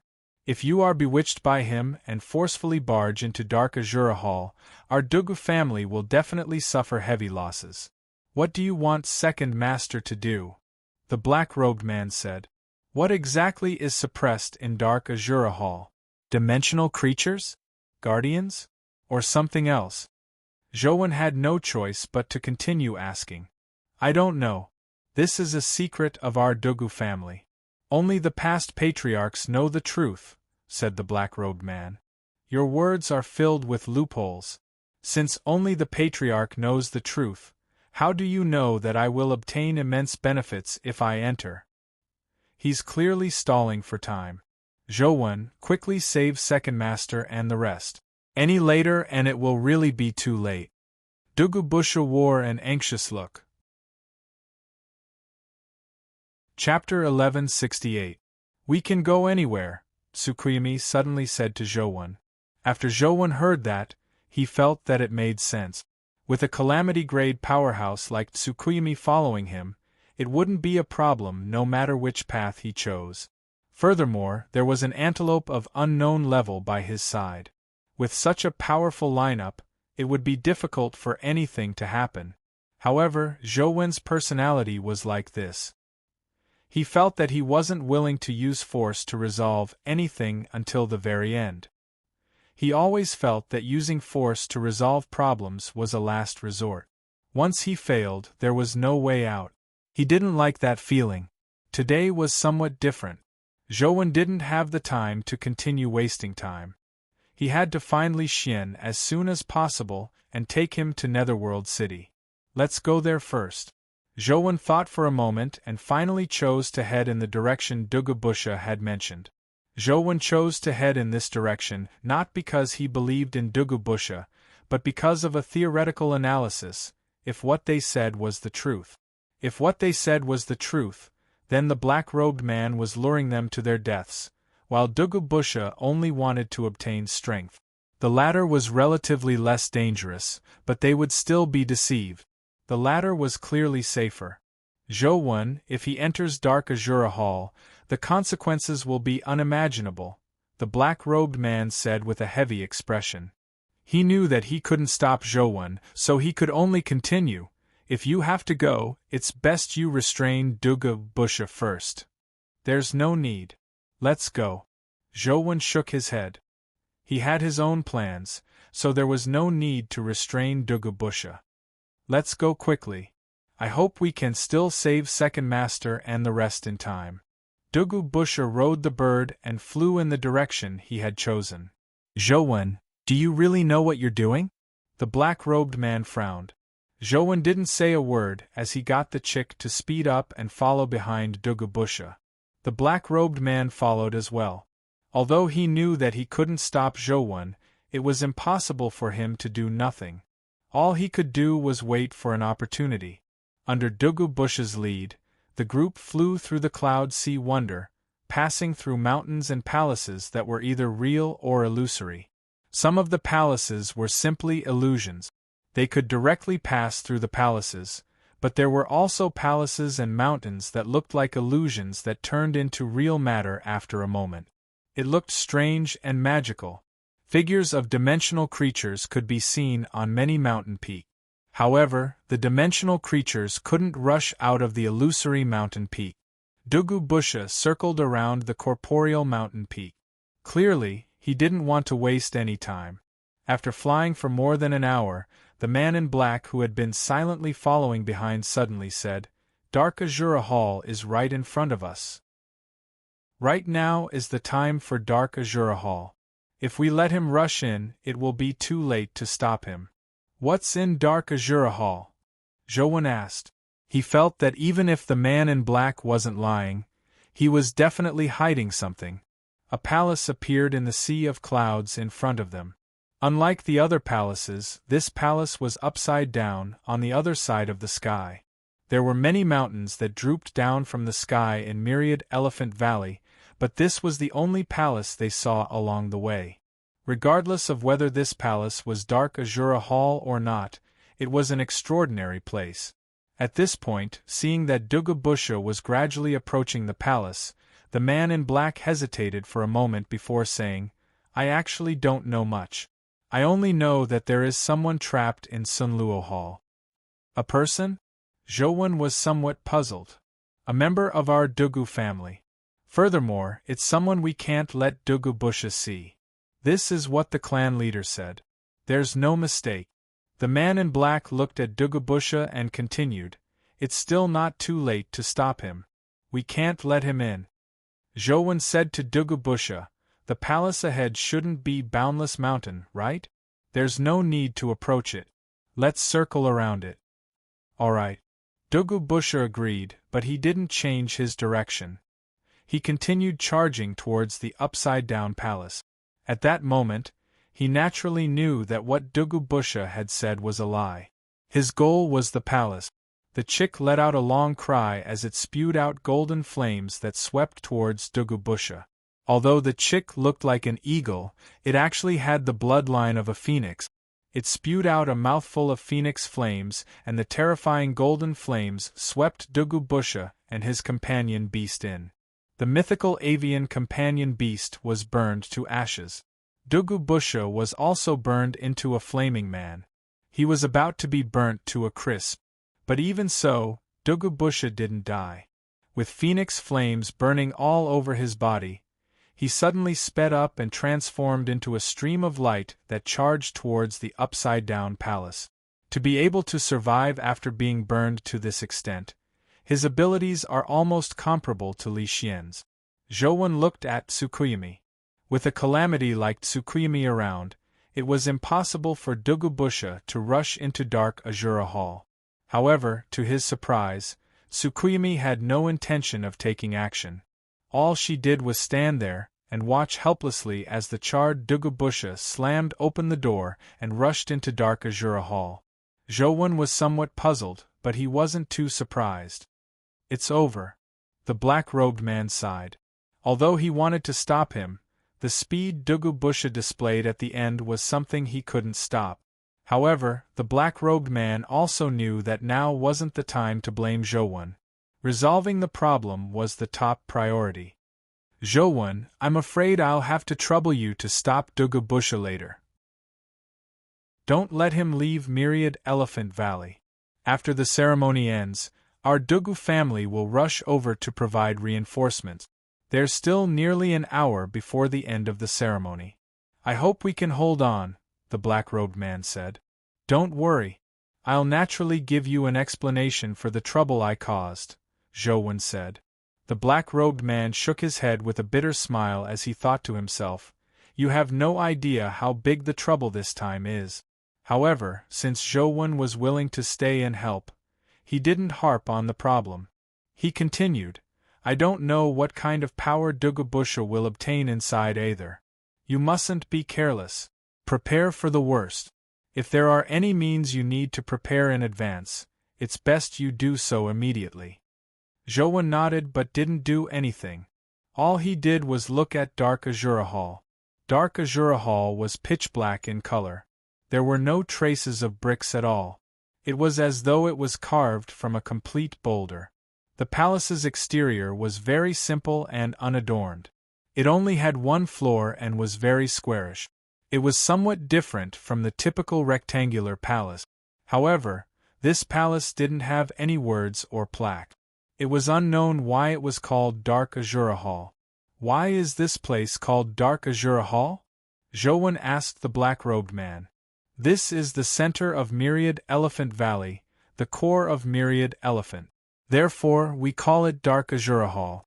If you want to ask me what's inside, I'm afraid I'll have to disappoint you. I've already told you everything I know. I only know that there's an extremely terrifying creature trapped inside.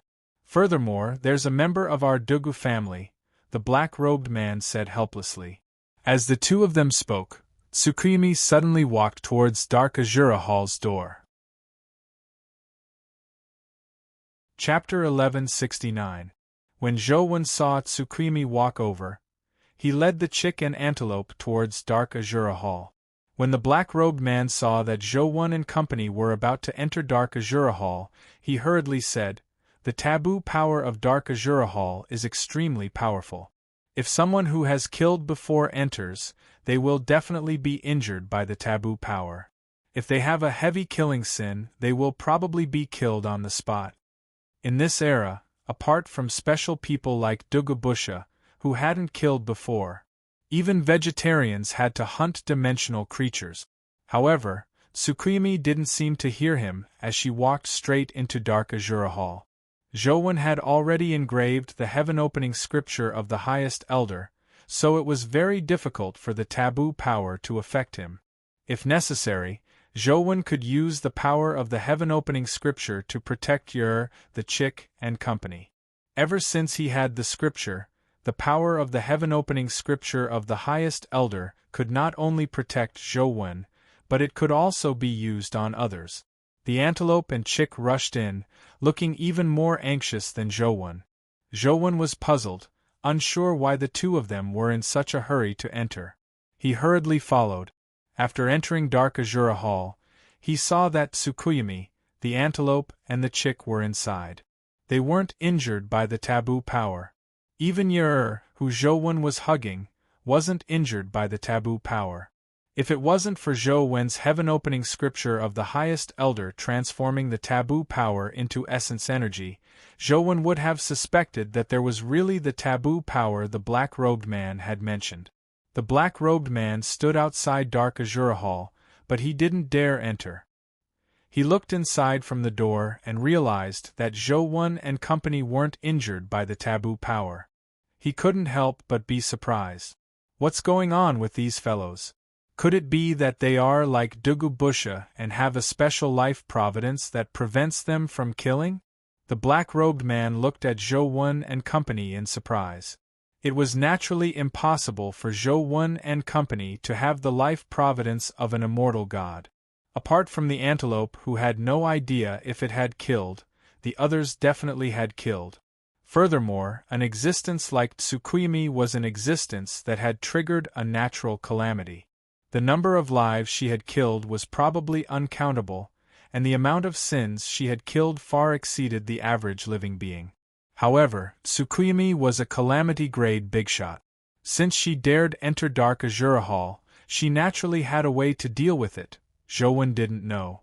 Jowen could roughly guess why the chick wasn't affected by Dark Azura Hall's taboo power.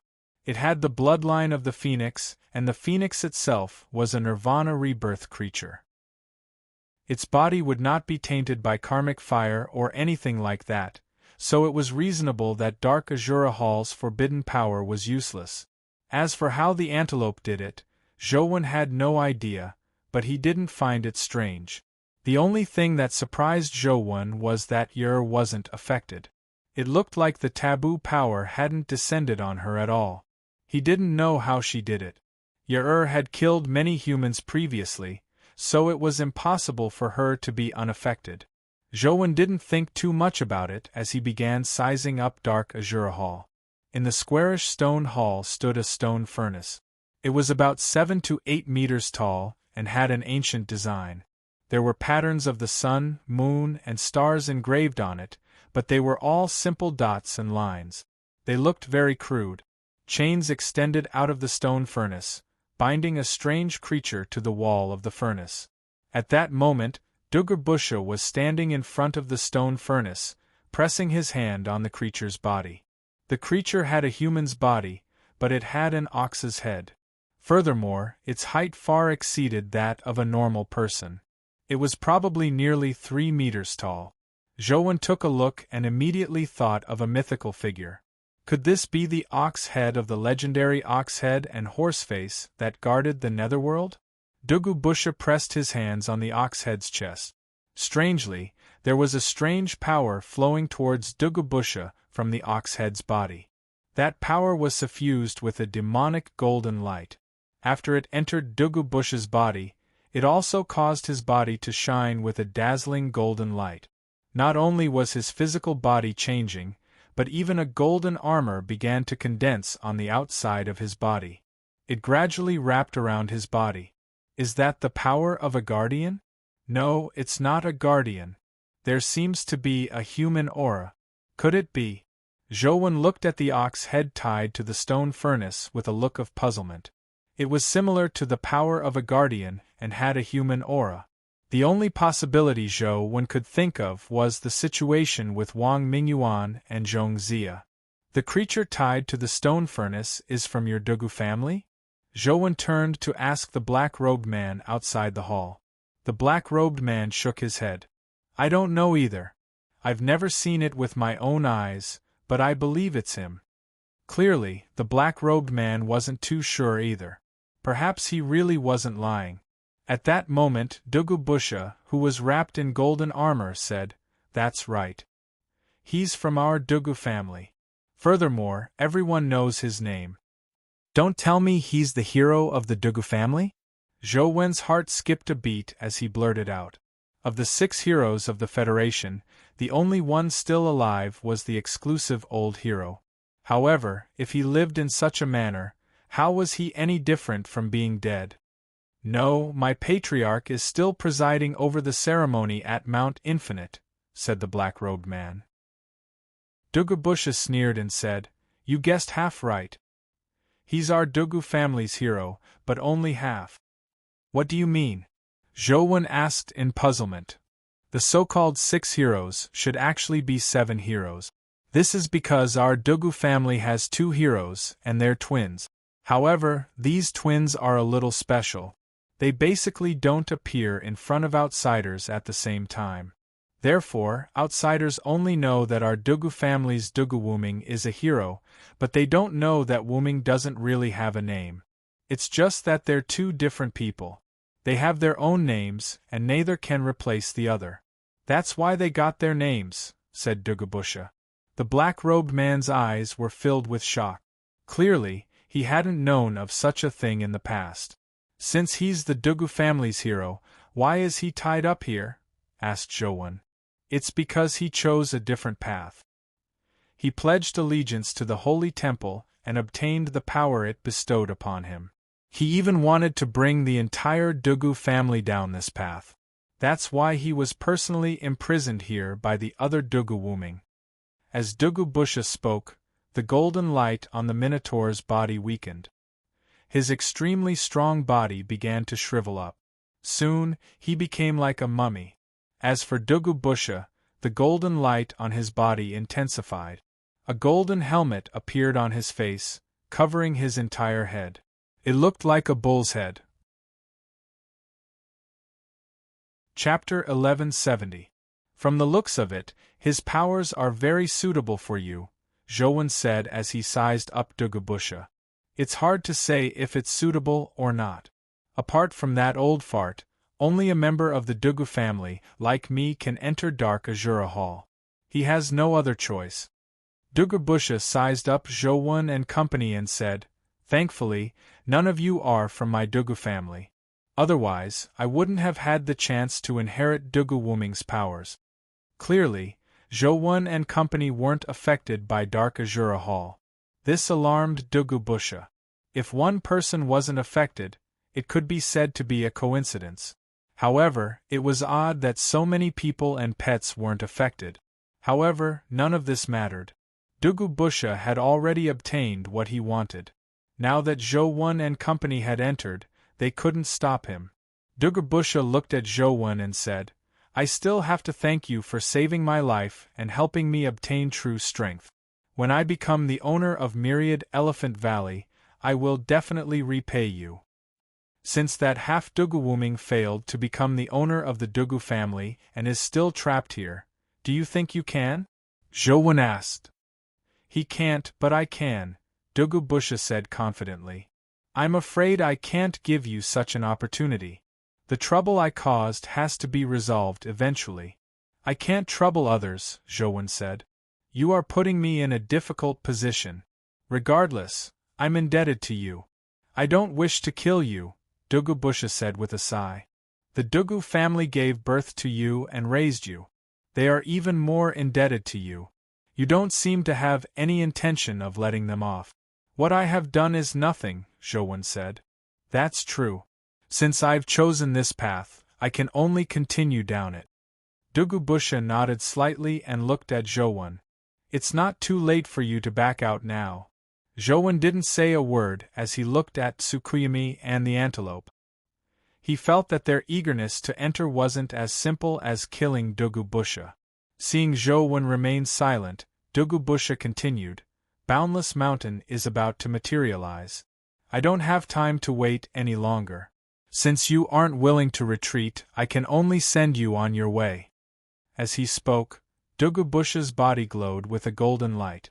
The golden light seemed to be able to pierce one's soul, as though it was about to melt one's soul. "Quick, retreat. That's the soul-cleansing divine light." The black-robed man's expression changed drastically when he saw the golden light as he warned Zhouwen loudly. "What's the soul-cleansing divine light?" Zhouwen's body was bathed in the golden divine light, but he didn't feel anything special. Outsiders only know that Dugu Wuming is proficient in movement techniques, but very few people know that Dugu Wuming's strongest point is not his movement techniques, but the power of the soul-cleansing divine light. Those who are hit by the soul-cleansing divine light will have their memories erased. No matter how strong your body is or how powerful you are, if you lose your memories, you will be like a newborn baby. You won't know anything and will forget everything. Having a powerful body is useless. Quick, retreat. Don't be hit by the soul-cleansing divine light again. You will completely lose your memories. The black-robed man said anxiously when he saw that Zhouwen had no intention of moving. Without waiting for Zhouwen to say a word, Dugubusha spoke first. "This isn't the soul-cleansing divine light. It should be called the soul-cleansing divine light.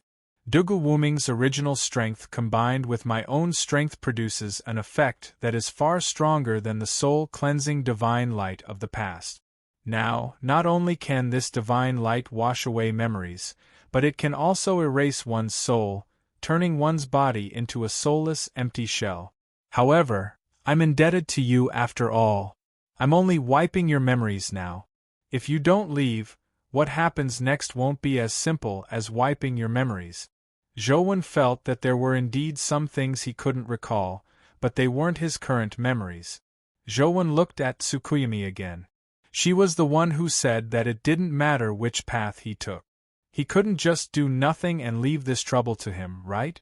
However, Tsukuyomi's eyes weren't looking at Dugubusha at all. She kept staring at the stone furnace. The minotaur on the stone furnace had already turned into a mummy. It looked like it would rot with a gust of wind. From the looks of it, everything it had was completely inherited by Dugubusha. Tsukuyomi wasn't looking at it, but the stone furnace itself. The stone furnace was ancient and the patterns on it were very crude. If it wasn't for its huge size and the fact that it was in a mysterious place like Dark Azura Temple, Jowun probably wouldn't have taken a second look at it. However, Tsukuyomi seemed to be looking at it very carefully, as though she was observing the patterns on it inch by inch. Seeing that Jowun had no intention of retreating, Dugubusha frowned and said, "In that case, don't blame me. Let me use the strongest soul-cleansing divine light to send you away." As Dugubusha spoke, his eyes suffused a golden light.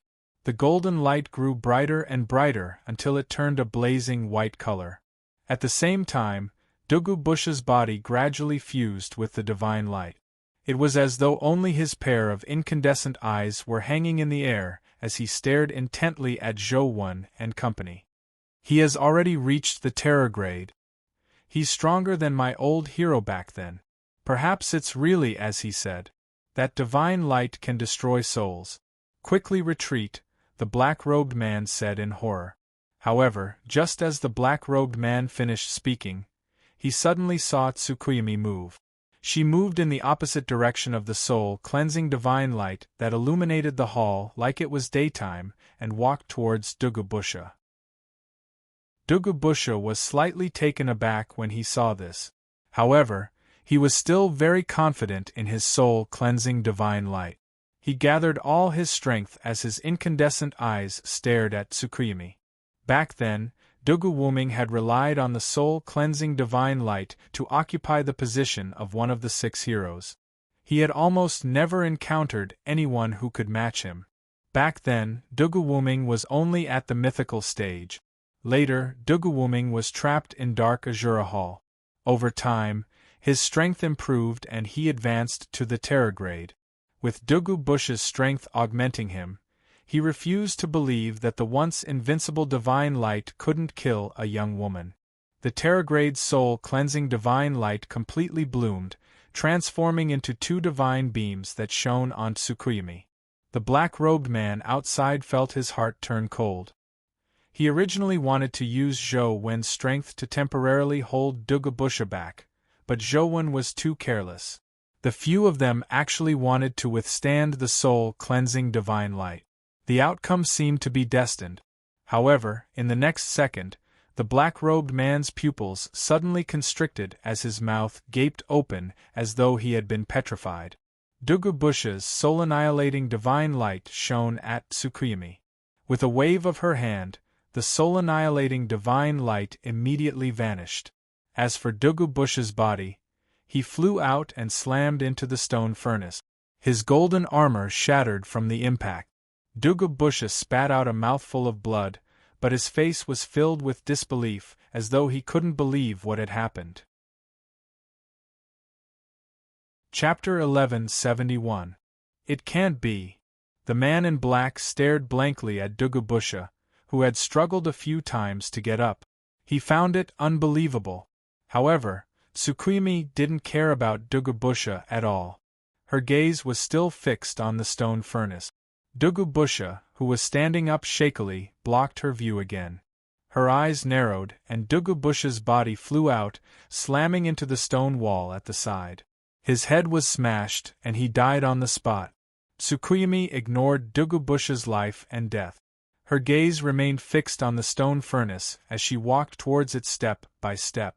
As Tsukuyomi walked towards the stone furnace, the ancient and crude stone furnace began to tremble. The dried corpses tied to the stone stove turned into ashes, and the chains shattered into pieces. The patterns of the sun, moon, and stars all emitted a strange black flame. Everyone was attracted by the sudden turn of events, but Jowun secretly took out the mysterious phone. The mysterious phone vibrated intensely as though it was about to jump out. Zhou took it out and stole a look. Indeed, he realized that the dead man tree was stirring. Seeing that everyone was looking in the direction of the stone furnace, Zhou took a picture of Dugu Bush's corpse with his phone and immediately stored his corpse into his phone. It had been devoured by the dead man tree. On the dead man tree, which had been motionless for a long time, a tender sprout finally grew. I never expected to get a bargain. Zhou was delighted, but he hugged Yer and called for the chick to retreat. No matter how strong Dugu Busha was, there was a limit. However, he didn't know what the consequences of the stone furnace's anomaly would be. This wasn't a game, so Zhou didn't dare take the risk. However, before Zhou could leave Dark Azura Temple, he heard a bang as the door to Dark Azura Temple closed by itself. Zhou wanted to teleport out, but he felt as though he had slammed into a spatial barrier and was bounced back. Tsukuyumi, what's the situation now? Zhou had no choice but to turn to ask Tsukuyumi. She seemed to know what the stone furnace was.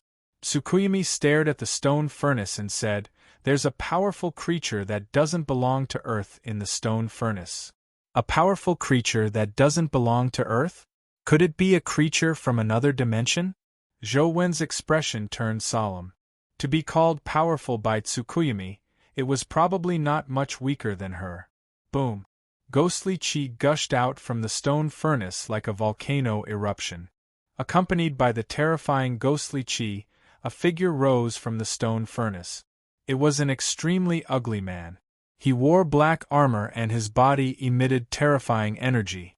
Even with Zhou present strength, his heart palpitated when he sensed the man's power. Goosebumps covered his arms. It was not fear, but a natural reaction to overwhelming power. However, from his aura, it was indeed somewhat different from the dimensional creatures born on Earth. It was somewhat similar to Ice Maiden's aura. There was a high chance that he really came from a dimension. However, according to what Zhou knew, when dimensional creatures descended on Earth, they would be suppressed by Earth's laws. It was impossible for them to maintain their calamity-grade strength. Otherwise, dimensional creatures would have long invaded Earth. How dare you disturb this king's slumber? Do you know the consequences? The terrifying creature hovered above the stone furnace like a god looking down on all living beings as it spoke word by word. Tsukuyumi narrowed her eyes and looked at the dimensional creature. This isn't a dimension. It's not a place where you can be king. The dimensional creature's gaze flickered as it sized up Tsukuyumi and said coldly, "It must be tough for you to forcefully stay on Earth, right? At least I don't have to hide like a turtle," Tsukuyumi said with a smile. This sentence immediately infuriated the dimensional creature. The ghostly aura on his body erupted and surged over like a tsunami. Tsukuyumi's body emitted a faint moonlight as she shielded Zhou and company behind her. The moonlight constantly collided with the ghostly aura before silently annihilating them. Zhou was behind Tsukuyumi and wasn't affected, but he could still sense the horror of the collision between the moonlight and the ghostly aura. He released Ice Maiden from the Chaos Bead and whispered to her, "Ice Maiden, do you know who that is?" Ice Maiden had been trapped in the Chaos Bead for a long time. Although there was food and drink inside, preventing her from starving to death, she was extremely bored. Just as she was about to reprimand Zhou, she caught sight of the dimensional creature from the corner of her eye and was alarmed. She couldn't be bothered to complain about Zhou as she whispered, "How can he still be alive? Who is he?" Zhou hurriedly asked when he saw that Ice Maiden recognized the dimensional creature. "Azura, one of the Octokind, the king of Azura," Ice Maiden said with a heavy expression. "Where is this place? Why is he here?" "The king of Azura? I remember you saying that among the Octokind, the two kings of heaven and dragon are the strongest. The others are weaker, right?" Zhou felt much more at ease when he heard that. Although Azura was strong, he was likely weaker than Tian. It shouldn't be too difficult to deal with him. Ice Maiden saw through Zhou's thoughts and curled her lip. The Dtion you defeated is only a body-cleansing stone avatar. It's hard to say how much strength he has. Furthermore, this Azura isn't the Azura in the Azura. He's the previous Azura. In ancient times, he once defeated Dtion with his martial strength. He also has a name, Phaetion. It's like heaven, but not heaven. Ice Maiden paused for a moment before saying, however, in ancient times, his true body descended to earth and participated in a terrifying battle of gods. Legend has it that he died in battle. Why is he here? What is this place? Zhou felt that something was amiss when he heard that. He hurriedly explained the situation to Ice Maiden. After hearing that, Ice Maiden's expression changed. After a while, she said, something's wrong. There's something wrong with this Phaetion. Dimensional creatures will be suppressed by the rules on Earth. Unless they use a human body, they won't be able to unleash calamity-grade strength. However, he isn't attached to a human, but he can still unleash calamity-grade strength. That leaves only one possibility. What possibility? Zhou hurriedly asked. He abandoned the foundation of the dimension and betrayed it, Ice Maiden said. What do you mean? Zhou was puzzled. It's very troublesome to explain. All you need to understand now is that Phaetion is already a traitor of the dimension. He definitely doesn't dare let the terrifying existences of the dimension discover him. Therefore, we who know that he's here. Ice Maiden didn't continue, but her meaning was clear. Phaetion would definitely silence them and definitely wouldn't let them walk out alive. Chapter 1172. Kacha. As the two of them spoke, Tsukuyumi took a step back, cracking the stone tiles on the ground. The moonlight on her body had clearly dimmed a lot, and the ghost energy on Phaetion's body had become even more ferocious. It had taken up more than half of Dark Azura Hall, and it was still continuously suppressing the moonlight. Under the suppression of the ghostly aura, Tsukuyumi's moonlight slowly shrank, causing Tsukuyumi's body to retreat uncontrollably. Even Tsukuyumi isn't his match? Zhouwen's expression changed slightly. He knew that what the Ice Maiden said was true. Phaetion's strength was indeed terrifying. Zhouwen looked at the antelope. This fellow was always mysterious, and its strength was unfathomable. It was very likely to be a calamity-grade existence. With its help, the two calamities might have a chance of winning against Phaetion. However, to his surprise, Zhouwen was so infuriated that he nearly blew his top. This fellow had actually retreated even further back than him. He even wanted to use his horns to ram open the door. If it wasn't for the power of Dark Azura Hall imprisoning them here, they would have run away a long time ago. Zhouwen realized that the antelope wasn't reliable. It had charged faster than anyone when it felt that there were benefits. Now that it discovered danger, it ran faster than anyone. Seeing that moonshine was being suppressed more and more, and that Tsukuyumi was retreating bit by bit, Zhouwen knew that he had to do something. Unless it was absolutely necessary, Zhouwen wasn't willing to use the immortal culling sword again. The price of using the immortal culling sword was just too great. Furthermore, it was easy for the dimension to discover him. Azura was escaping the dimension, and Zhouwen's identity as human emperor couldn't be exposed. Apart from the immortal culling sword, what other powers are useful? Zhouwen pondered. Although he had the strength of a terror grade, it was very limited in front of a calamity grade. Although it wasn't that only a calamity could defeat a calamity, in the face of a calamity grade's overwhelming strength, a terror grade had no chance of approaching the other party. Unless he could break through the calamity domain and arrive in front of Phaetion, Zhouwen's strength was useless against him. Zhouwen took a look at the situation. Even Tsukuyumi's moonlight domain couldn't break through Phaetion's calamity domain, so it was even more impossible for his powers to charge through. Since it's impossible to rush over, is there a way to help Tsukuyumi? Zhouwen thought to himself. Although Tsukuyumi's power isn't purely spatial, it definitely contains spatial powers. Can I transfer my power to her? It'll be of some use, right? What if she's just a little bit off? Zhouwen was thinking about how he could transfer his strength to Tsukuyomi.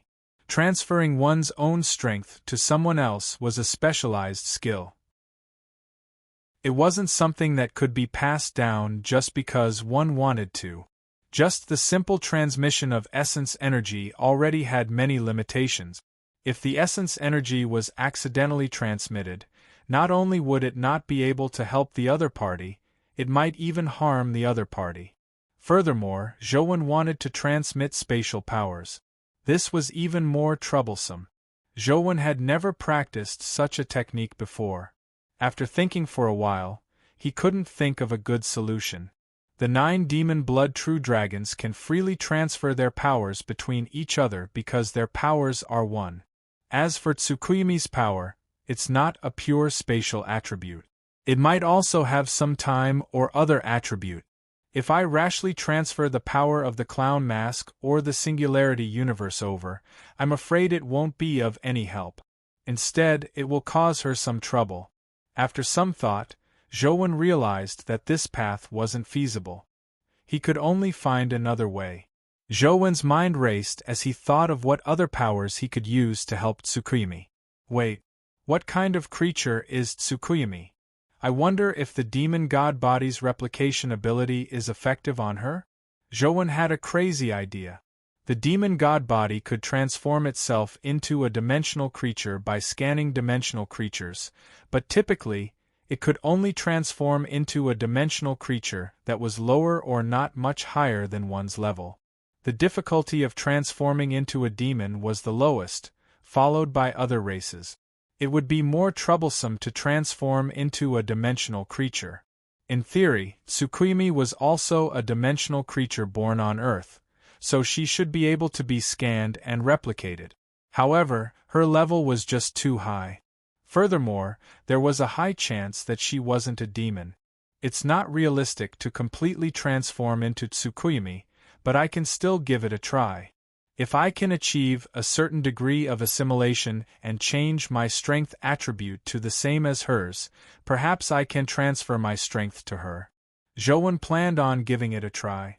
After being trapped in Mount Fangzhong for 100 years, Zhouwen had studied the demon god bloodline catalog a lot. This was because he had a nagging feeling that the restrictions of the demon god transformation were too great. If he could resolve the restrictions, he might be able to transform into any state as he pleased, like the mythical 72 transformations. Zhouwen had many ideas for the demon god transformation, but in that place they were only limited to ideas. He didn't know which ideas could be realized. Now, he could give it a try and see how many ideas could be realized. Zhouwen stood not far behind Tsukuyomi. Now that Tsukuyomi was fighting Fei Tian with all her might, she naturally didn't have the strength to care about anything else. The demon god bloodline catalog was engraved on the Wheel of Destiny by Zhouwen. At the same time, his body underwent a change, especially his eyes, which turned abnormally demonic as though they could glow. Zhouwen stared at Tsukuyomi's figure, reflecting it into his pupils. Soon, Zhouwen realized that things weren't as simple as he imagined. Tsukuyomi's level was too high, and her life state was too different from his. When the demon god body scanned Tsukuyomi's body, it was unable to obtain any detailed information. All it could do was read some superficial information. This information could only change Zhouwen's appearance, making him look like Tsukuyomi. However, it was useless. It was just a change in appearance. It wasn't much different from an illusion and had no practical use. Zhouwen tried a few times, but it didn't work. The difference in life level was too great, making it impossible to scan and replicate. Just as Zhouwen was feeling disappointed, he suddenly realized that the demon god eye had penetrated Tsukuyomi's body and scanned her body's data in great detail. Zhouwen immediately understood that Tsukuyomi knew what he was doing and had taken the initiative to open up her body. Otherwise, even if she didn't guard against him, it would have been difficult for him to obtain her body's data. Zhou was overjoyed as he tried his best to engrave and circulate the demon god bloodline catalog. His body gradually changed. No. It still won't work. Although I have Tsukuyami's data, replicating such data is still too much of a burden for the current me. Unless the demon god bloodline catalog can advance further. Zhou gritted his teeth and produced it again and again. At the same time, he constantly changed the engravings on the demon god bloodline catalog. As the engravings deepened, the demon god pattern Zhou engraved became more demonic. Chapter 1173.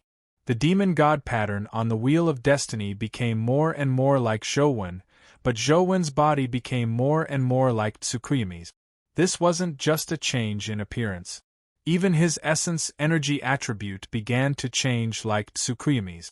However, as Tsukuyami's life level was too high, Zhou couldn't replicate it completely.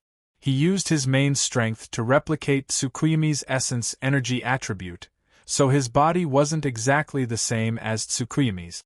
However, when the pattern on the Wheel of Destiny completely transformed into Zhou's appearance, the demon god body instantly broke through a certain limit. In an instant, it transformed into a state identical to Tsukuyami. The two of them were like twins. Even the sharp-eyed monkey son probably couldn't tell the difference. Zhou extended his palm and pressed it on Tsukuyami's back, injecting his essence energy into Tsukuyami's body. Now, his essence energy attribute was identical to Tsukuyami's. When he injected it into her body, it was like water entering the sea. They fused as one without any discomfort. If Zhou was only an ordinary Terragrade, his essence energy would only be a drop in the bucket for a Calamity grade. It wouldn't be of much use. However, Zhou had Slaughterer's massive essence energy and the heaven-opening scripture of the highest elder's rapid essence energy recovery ability. The combination of the two, coupled with his Calamity body that had transformed into Tsukuyami, was quite effective against a Calamity grade Tsukuyami. Zhou was far inferior to a Calamity grade in other abilities, but in terms of essence energy, he was quite useful.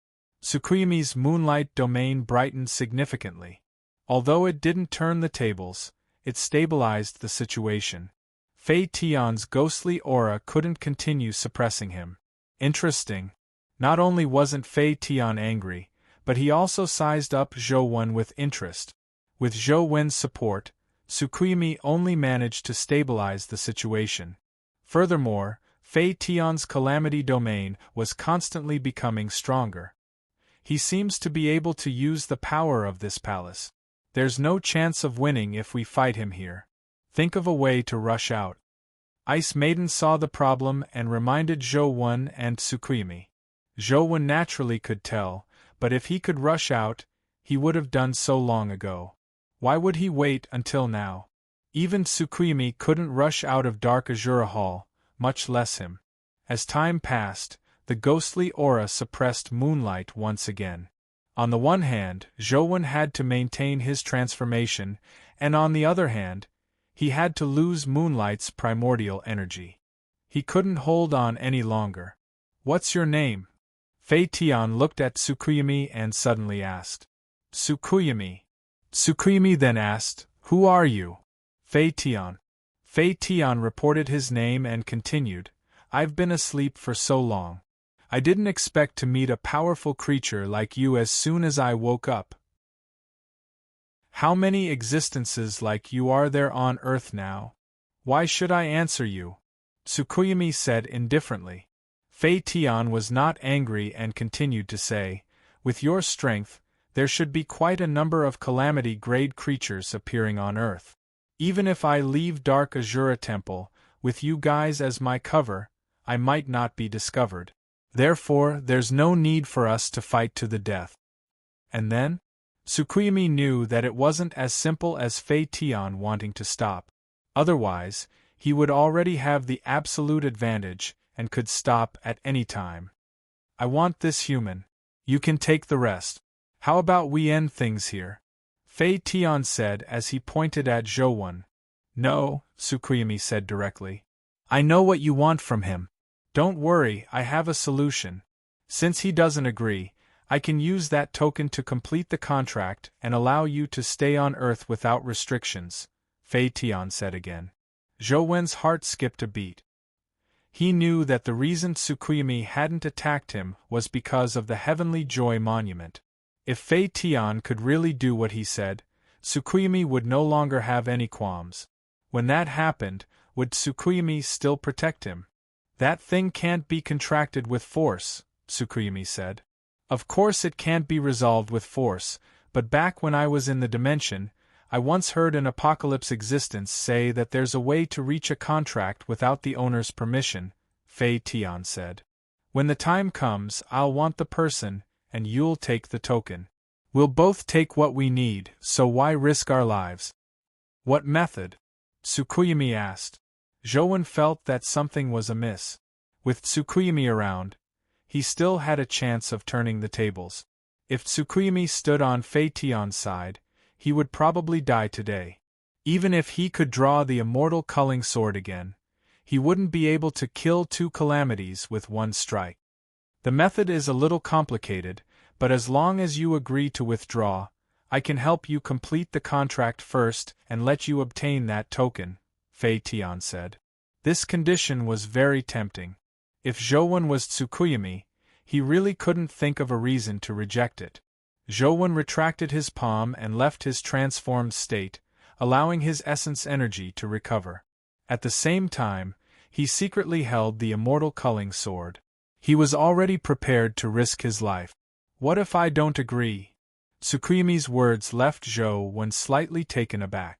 Fei Tian said indifferently, I don't think you will make such a choice. You have forcefully stayed on Earth for too long, and your body has been damaged too deeply. There's no chance of defeating me.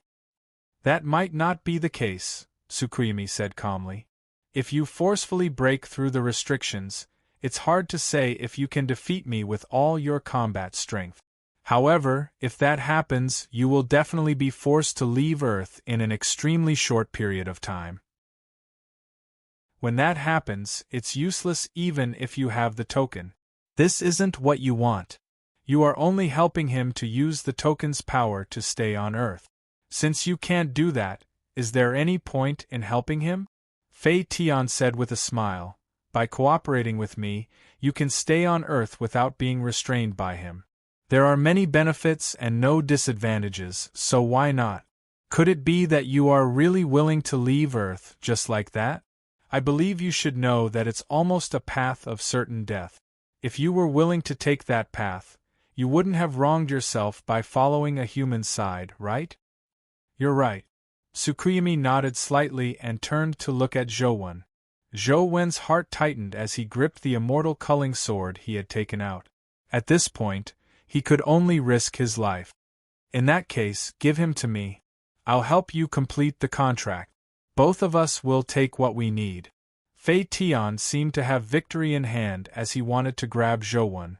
Boom. However, a terrifying force forced Fei Tian to retreat. Tsukuyomi's body emitted moonlight as her entire body was surrounded by moonlight. It constantly distorted space-time, making her look beautiful and demonic. You're right, but I don't like it, Tsukuyomi said coldly. Chapter 1174. Do you know what it means to completely release the power of the calamity domain here? Fei Tian looked at Tsukuyomi in puzzlement. He really didn't understand why Tsukuyomi was doing this. It didn't benefit her in any way. Zhou Wen also looked at Tsukuyomi in puzzlement. He never expected Tsukuyomi to choose to stand on his side under such circumstances. I know better than you what the consequences will be. As Tsukuyomi spoke, the moonlight on her body became even brighter. The moonlight formed halos that sliced the space around her into many distorted domains. In the domain, terrifying ghostly figures appeared. There were familiar Yuki Anna, Hashiheim, Daitengu, Himizumo, and many more ghosts that Zhou Wen had never seen before. Instantly, the entire dark Azura Hall was filled with ghosts as though it had turned into a moonlit ghost domain. However, Zhouwen could tell that the ghostly figures weren't the real Yuki Anna or Daitengu. They were just illusions. However, the illusions looked extremely real. The 100 ghosts surrounded Tsukuyomi as though they were surrounding their king as they marched towards Fei Tian's Calamity Domain. The Calamity Domain, which had previously been able to suppress the Moonlight Domain, was now being suppressed by the moonlight. As the ghost parade advanced, the ghostly aura domain shrank even more. The moment the 100 ghost illusions came into contact with Fei Tian's domain, they immediately devoured the ghostly aura in his domain. Are you crazy? With such explosive power, you will soon be expelled from Earth. Shura battlefield. Fei Tian didn't have time to finish his sentence. Tsukuyomi's ghost parade was too ferocious, so he had no choice but to deal with it with all his might. Fei Tian's surroundings turned into the Shura battlefield domain. There seemed to be countless terrifying Shura battle souls roaring inside. The two domains clashed, and the power that erupted was unimaginably terrifying. As for the Shura battlefield domain, it was being devoured by the Ghost Parade domain and becoming smaller and smaller. Fei Tian's expression was extremely ugly as he used all his strength to withstand Tsukuyomi's domain. However, the ghostly aura on his body became weaker and weaker as he constantly retreated. Tsukuyomi, are you really not afraid of being expelled from Earth? Fei Tian shouted as he used all his strength to resist Tsukuyomi. There was only an extremely small area left of the Azura battlefield domain around him, and it looked like it was about to be completely devoured. Fei Tian gave it his all, but he was just barely able to hold on, slowing down the rate at which the domain was being devoured. The moonlight on Tsukuyomi's body became weaker and weaker. Her entire body was about to transform into light, making her look like a goddess in the moon. Her clothes fluttered as though the moonlight was flickering. Something's amiss. Zhouwen looked at the extremely powerful Tsukuyomi, but he felt an abnormal energy fluctuation. A strange force gradually appeared on Tsukuyomi's body. The force seemed to pull her body into the endless void. Tsukuyomi, how do I use this token? Zhouwen took out the Heavenly Joy token and shouted at Tsukuyomi's back. Zhouwen had roughly guessed that the force that pulled Tsukuyomi into the endless void was likely the repulsive force that Fei Tian had mentioned. Although Zhouwen didn't know why a powerful existence like Tsukuyomi would die if she left Earth, he didn't wish for her to leave Earth just like that. The Heavenly Joy token was useless to Zhouwen. If he could save Tsukuyomi and make her stay, Zhouwen didn't mind using it now. There's no need. Tsukuyomi didn't turn her head, nor did she take the Heavenly Joy token. She only said indifferently, "What will come will come. It's meaningless to take something that doesn't belong to me." You're really crazy. The Shura domain outside Fei Tian was about to collapse. He tried his best to resist Tsukuyomi, but the Shura battlefield domain was shrinking. However, Fei Tian's eyes remained firm as he stared at Tsukuyomi and said, "You won't have a chance. Before you defeat me, you will be expelled from Earth." Fei Tian wasn't being alarmist. Tsukuyomi was about to transform into moonlight, and the force that was pulling her had already reached the top of her head. It wasn't affected by her domain at all. It was like a black hole that devoured everything, about to devour Tsukuyomi. "Tsukuyomi, this token is meaningless to me. If you need it, I can cooperate with you to complete the contract," Zhouwen said again. Tsukuyomi suddenly turned her head and smiled brightly at Zhouwen. "It doesn't mean anything to you, so it doesn't mean anything to me. When it means something, come find me with it." Zhouwen looked at Tsukuyomi, unsure what she meant. In the next second, Tsukuyomi turned her head as endless moonlight erupted from her body. Her entire body turned into light as the pure moonlight instantly shattered everything. Moon, a pure moon. Under the moonlight, everything was purified. Nocturnal illusion of 100 ghosts dissipated in the moonlight. The Shura battlefield also turned to ashes as Fei Tian let out a tragic cry. His body melted in the moonlight as though he had melted into it. Boom! The stone furnace in dark azure hall was shattered by the moonlight, turning into fragments and dust. The moonlight occupied everyone's vision, but in the next second, the bright moon was devoured by the void and instantly vanished. The moonlight dissipated and dark azure hall returned to normal. However, there was no sign of Tsukuyomi or Fei Tian. Everything appeared unreal. Tsukuyomi. Zhouwen held the heavenly happiness token in his hand as he looked at the spot where Tsukuyomi had vanished with a complicated expression. His face was filled with doubt, puzzlement, shame, and indignation. He was ashamed that he had doubted Tsukuyomi, nor did he understand why she had made such a choice. He had already agreed to cooperate with her to use the heavenly happiness token, so why did she give up? Zhouwen still didn't fully understand Tsukuyomi's final words. If an essence energy art or essence energy skill was placed in front of Zhouwen, he could find a pattern to resolve it no matter how difficult it was. However, some things had no pattern. This was what Zhouwen was the worst at. While Zhouwen was still in a daze, he suddenly saw a fragment of the stone furnace on the ground rise up with a ghostly aura. The ghostly aura gradually condensed into Fei Tian's body, allowing him to reappear. He's not dead? Zhouwen's expression changed drastically as he gripped the immortal culling sword tightly. Fei Tian's body walked out of the demonic aura again as he looked coldly at Zhouwen and said, "Unfortunately, she failed to kill me. No one can save you now. If you are obedient, you can suffer less pain. Otherwise, clang." Before Fei Tian could finish his sentence, 2 goat hooves suddenly descended from the sky and smashed into Fei Tian's head, smashing him to the ground. Fei Tian lay on the ground as he watched an antelope descend from the sky and shatter the stone furnace fragment that emitted demonic aura. He was dumbfounded. Chapter 1175. Clang. Before Fei Tian could react, the antelope stomped down twice with its hoof. Fei Tian's head exploded as blood and brain matter splattered everywhere. Zhouwen was dumbfounded as well.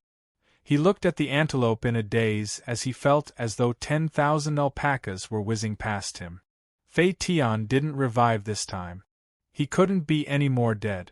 With his death, the power that sealed the Azura Hall vanished, returning it to its original state. F****Ku.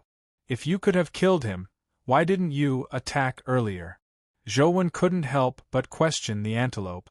The antelope shot him a glance and said disdainfully, "Do you think he's that easy to kill?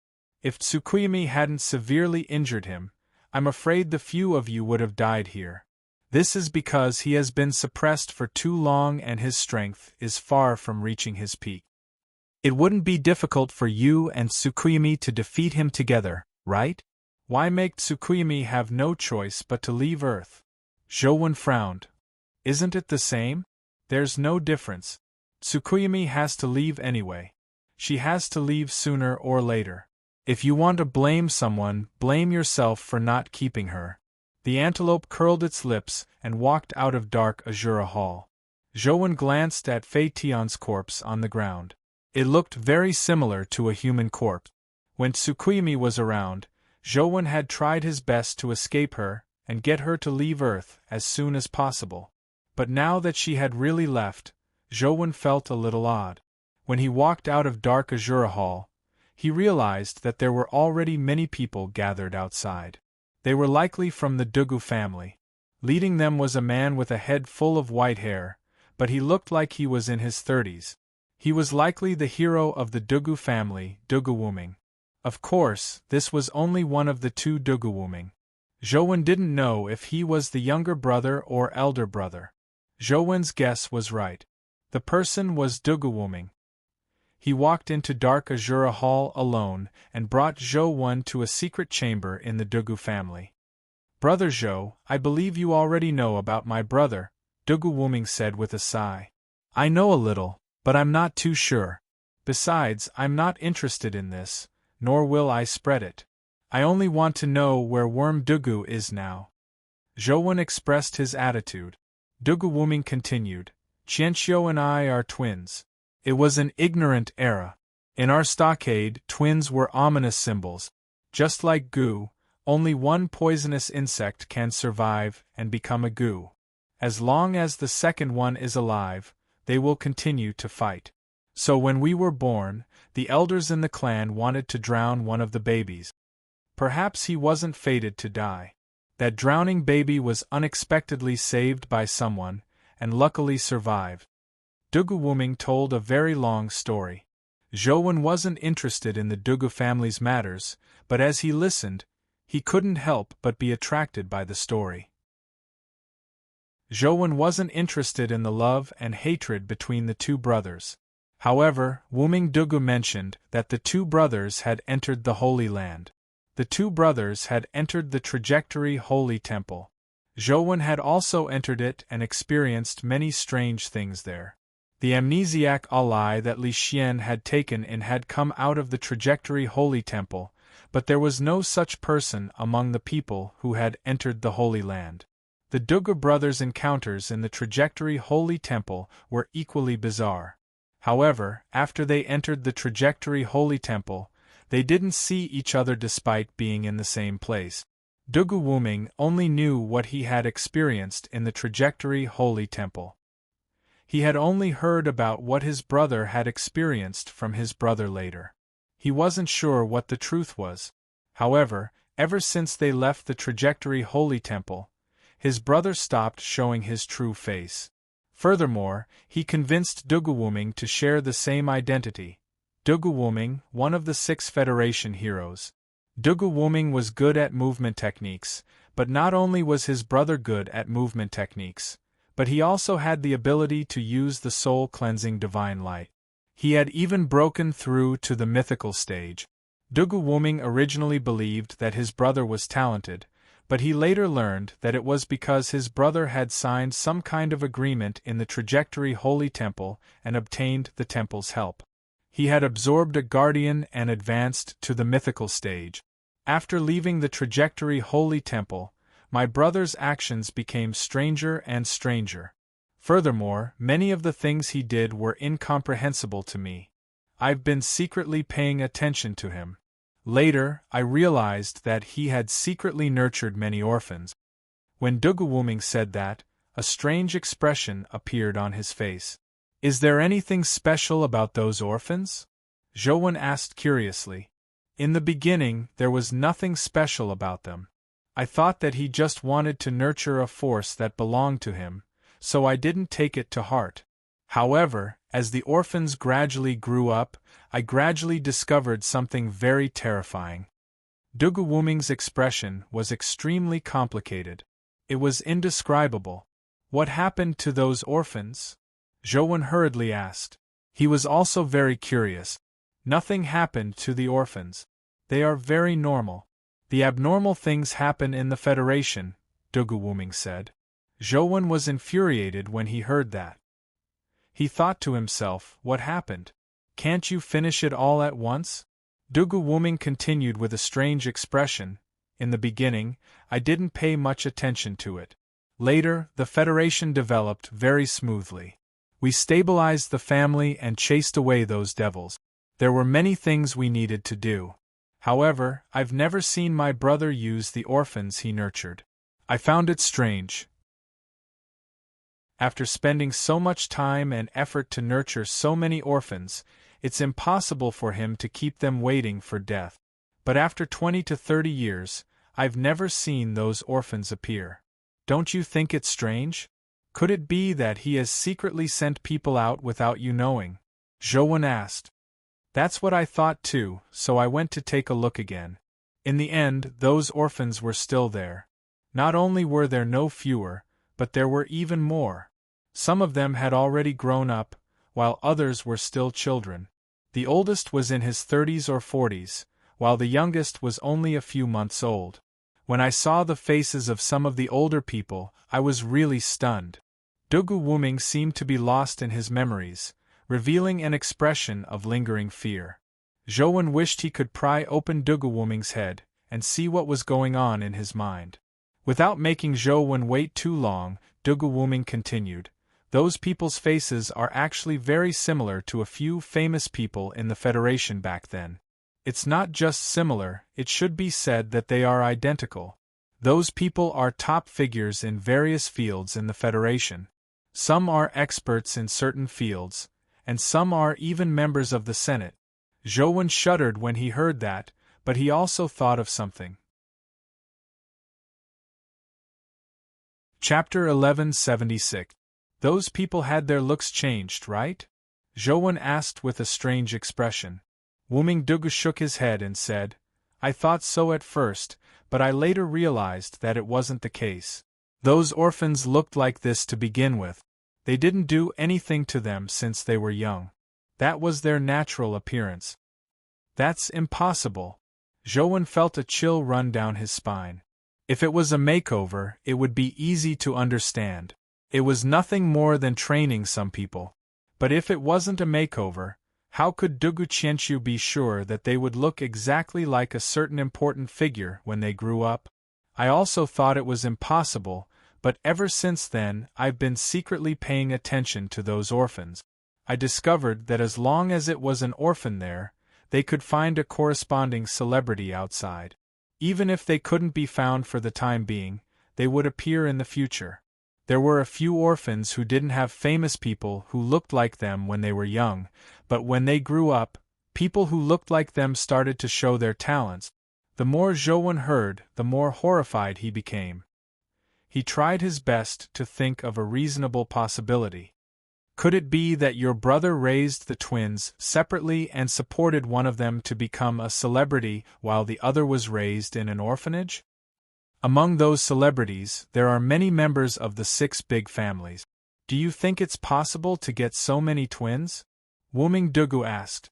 Zhou thought about it and found it a little unrealistic. How could he get so many twins? Furthermore, they happened to become celebrities. Even Elite Academy couldn't guarantee that they would nurture elites, much less so to raise so many twins. It was too difficult to guarantee that all of them would become top figures in a particular field. But other than that, Zhou couldn't think of any other reasonable explanation. Raising orphans from a young age, and when they grew up, there would be celebrities who looked like the orphans. If they weren't twins, did Dugu Qianqiu have the ability to predict the future? Were the experts in the old principal's expedition team replaced by these orphans? The more Zhou thought about it, the more he found it strange. He asked, among those orphans, is there anyone with expert Chu? Zhou mentioned the experts in the expedition team, wanting to know if the people in the expedition team had been replaced by the orphans. There should be, Wuming Dugu said after some thought. What do you mean there should be? Zhou didn't understand. Dugu Wuming sighed and said, later, after I discovered this secret, I thought of a way to secretly control Qianqiu and imprisoned him. I wanted to know the details from him, but he refused to tell me. After I imprisoned him, I went to the orphanage. When I wanted to bring the orphans back, I found that the orphanage had been burned down by a big fire. The orphans were gone. I couldn't find them, and I couldn't find their corpses. I never saw them again. Your brother has been imprisoned in Dark Azura Hall ever since? Zhou asked after some thought. Yes, I don't know what crazy things he wants to do, so I can't let him out, Dugu Wuming said. When did that happen? Zhou asked again. 40 years ago. Dugu Wuming gave a rough number.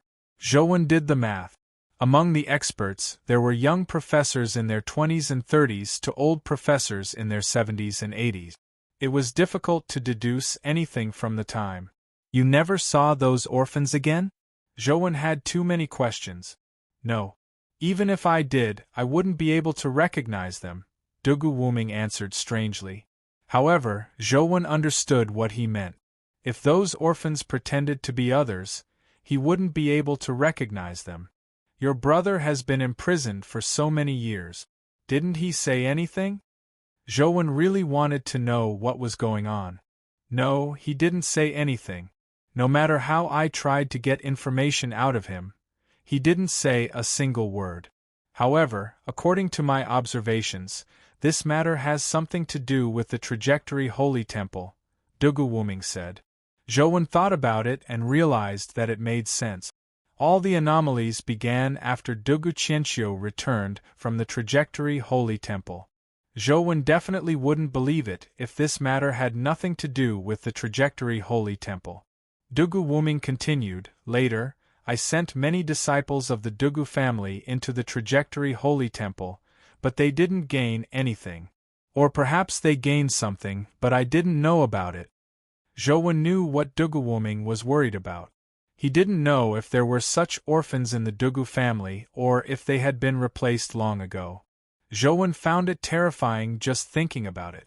It was terrifying to have someone he had a very good relationship with, a family or friend, suddenly change without him knowing. Furthermore, the people who were replaced by orphans were basically experts and top talents in various fields.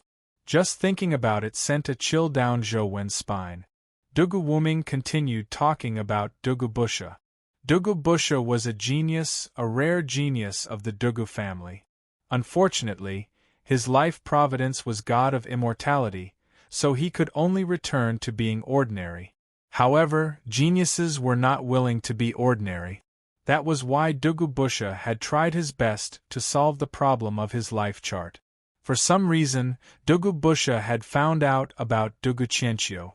He had even communicated with Dugu Qianxiu. Taking advantage of the Dugu family's great ceremony, he wanted to force his way into Dark Azura Hall and inherit Dugu Qianxiu's power. Zhou roughly understood the ins and outs of the matter, but he was even more puzzled. According to Dugu Wuming, those orphans were nurtured by Dugu Qianxiu, but Dugu Qianxiu had been trapped here for so many years. Who was controlling those babies behind the scenes? Trajectory Holy Temple, Dugu Qianxiu Orphan Expedition Team. What's the connection between them? Zhou felt as though there was an invisible hand in the dark that was controlling all of this strange situation. The Dugu family used a special communication method and quickly contacted Worm Dugu. Fortunately, Li Xian was with Worm Dugu. Upon hearing that Zhou was looking for him, Li Xian indicated that he would immediately rush back and get Zhou to wait for him for 2 days. However, Zhou couldn't wait. After asking where Li Xian and company were, he used his spatial teleportation ability to rush over. Thankfully, it wasn't too far away. Even without Tsukuyami, Zhou could bring Yer and company over. However, he had to let them enter the chaos bead first. When he saw Li Xian at the agreed location, he realized that Li Xian hadn't changed much. He still looked frivolous, but his face looked a little more mature. Old Zhou, it's been 5 years. You're still not as handsome as me. Li Xian walked over and hugged Zhou's neck tightly. Zhou felt that Li Xian's aura was very odd. It was different from the creatures he had seen in the past, but it wasn't a pure human aura. However, one thing was certain. Li Xian was very strong. I need your help, Zhou said to Li Xian. Let's go, Li Xian said with a smile. It's very dangerous. You might lose your life. Consider it again, Zhou said again. Since you came to me, it means that I'm the only one who can do it, right? Li Xian said to Zhou with a smile. I still have a backup plan, Zhou said. Come on, I know you well. Let's go, Li Xian said with a smile. Chapter 1177. A strange ancient city stood in the sandstorm. Outside the ancient city's gate was a group of soldiers. Among them, a cold-faced officer was sizing up the ancient city with a solemn expression. Overseer, Team 3 has come out. We still haven't discovered anything. A soldier's report made the officer's expression turn colder. After Ntianzhua arrived at Netherworld City, he immediately sent 4 teams to explore it. According to the experience and data he had previously obtained, 3 teams had successfully passed through Netherworld City and returned. However, the 3 teams didn't bring any good news. Although there were many zombies in Netherworld City who didn't even know that they were dead and were tortured day after day, Ouyang Lan and the accompanying soldiers weren't among them. Overseer, from the looks of it, young Master One is right. Madam and the rest might have entered the real netherworld. We need to experience all the punishments before we can open the real entrance to the netherworld, Anxing said. And Tianzhua glanced at the officers and soldiers behind him. At this point, there seemed to be only one possibility left. However, the punishments in Netherworld City weren't something anyone could withstand. Even someone as powerful as him couldn't experience all the punishments in a day. Apart from the fact that his body couldn't withstand it, time was also a very crucial problem. Netherworld City had 3 ironclad laws. Those who killed would die. Those whose feet left the ground would die. One person had to be killed every day they entered the city, or they would die. There was an unresolvable contradiction, so they had to leave Netherworld City within a day. Otherwise, no matter how powerful they were, they would be killed by the taboo power of Netherworld City. To experience all 239 punishments in a day, even if their bodies could withstand it, they wouldn't have enough time. Even someone as powerful as Tianzhua, with countless capable people under him, couldn't fulfill this condition. When Team 4 returns, we'll enter the city if we haven't discovered anything, Tianzhua said. And Xing whispered, Overseer, should we wait for young Master One? He went to find Li Xian. He should be here soon. There's no time to wait. If we wait another minute, my mother and the rest will have a lower chance of survival, Tianzhua said. But if young Master One isn't around, I'm afraid we won't be able to withstand all the punishments in a day, Xing reminded. Division Commander Liu, you've already experienced the punishment in Netherworld City. How do you feel? Tianzhua asked an officer from Team 3. The officer was fair and plump, and he had a smile on his face. His eyes were squinted into slits, and he looked harmless. However, looking at his figure, he was at least 400 kilograms. He was so fat that he looked like a ball. In this day and age, there were not many people who could be so fat. Division Commander Liu's full name was Liu Bushun. As for what kind of mentality his parents had when they gave him such a name, it was not something that outsiders would know. When Liu Bushun heard Tianzhua call him, he took a step forward and raised his arm with great difficulty. He saluted and widened his eyes as he said, Overseer, I've tried a few punishments inside. Those punishments can ignore the body's defense. Even mythical powers can't resist them. The only thing that works is the body's self-healing ability. Overseer, you know that this is my specialty. As long as I have enough time, it's not difficult for me to endure all the punishments. Tianzhua nodded slightly and looked at the other young officer. Jingyu, what about you? Jingyu was a few steps younger than Tianzhua. He was an expert who had shown his prowess in the family in recent years. He was extremely talented, and he was good at the rare time elemental power. Although Tianzhua had once fallen out with the family's elders, he was still the leader of the family. He would spare no effort to nurture the young people of the family who truly had hope of growing up. And Jingyu was one of the young people of the family he valued the most. He had brought him along this time. Although Jingyu should address Tianzhua as uncle according to the family's seniority, he could only bow and say in the military, Overseer, I've already tried it. I can use time acceleration to speed up the punishment. As long as Division Commander Liu can withstand it, I'm confident that I can make him endure all the punishments in 24 hours. Tianzhua nodded slightly and didn't explain further. He said to Xing, Prepare. Once Team 4 comes out, we'll immediately enter the city. Since he had come here, he was naturally prepared. He hadn't come blindly. Xing wasn't in a position to say anything else. He also knew that what Tianzhua said made sense. Every minute he delayed meant one less chance of survival for Ouyang Lan and company. However, he had a nagging feeling that there was a huge problem in Netherworld City.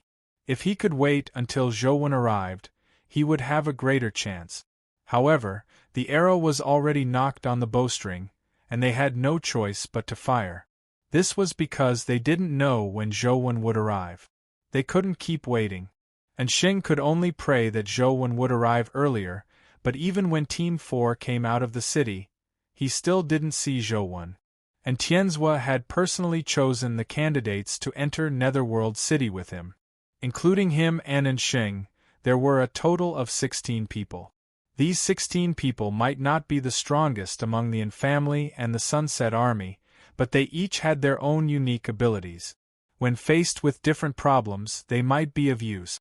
Prepare to set off. And Tianzhua didn't want to waste even a minute. Overseer, please wait. I left something important in the camp. I'll go get it now and be back soon. And Xing smiled apologetically as he ran towards the tent. What should I do? This is killing me. Why isn't young Master One here yet?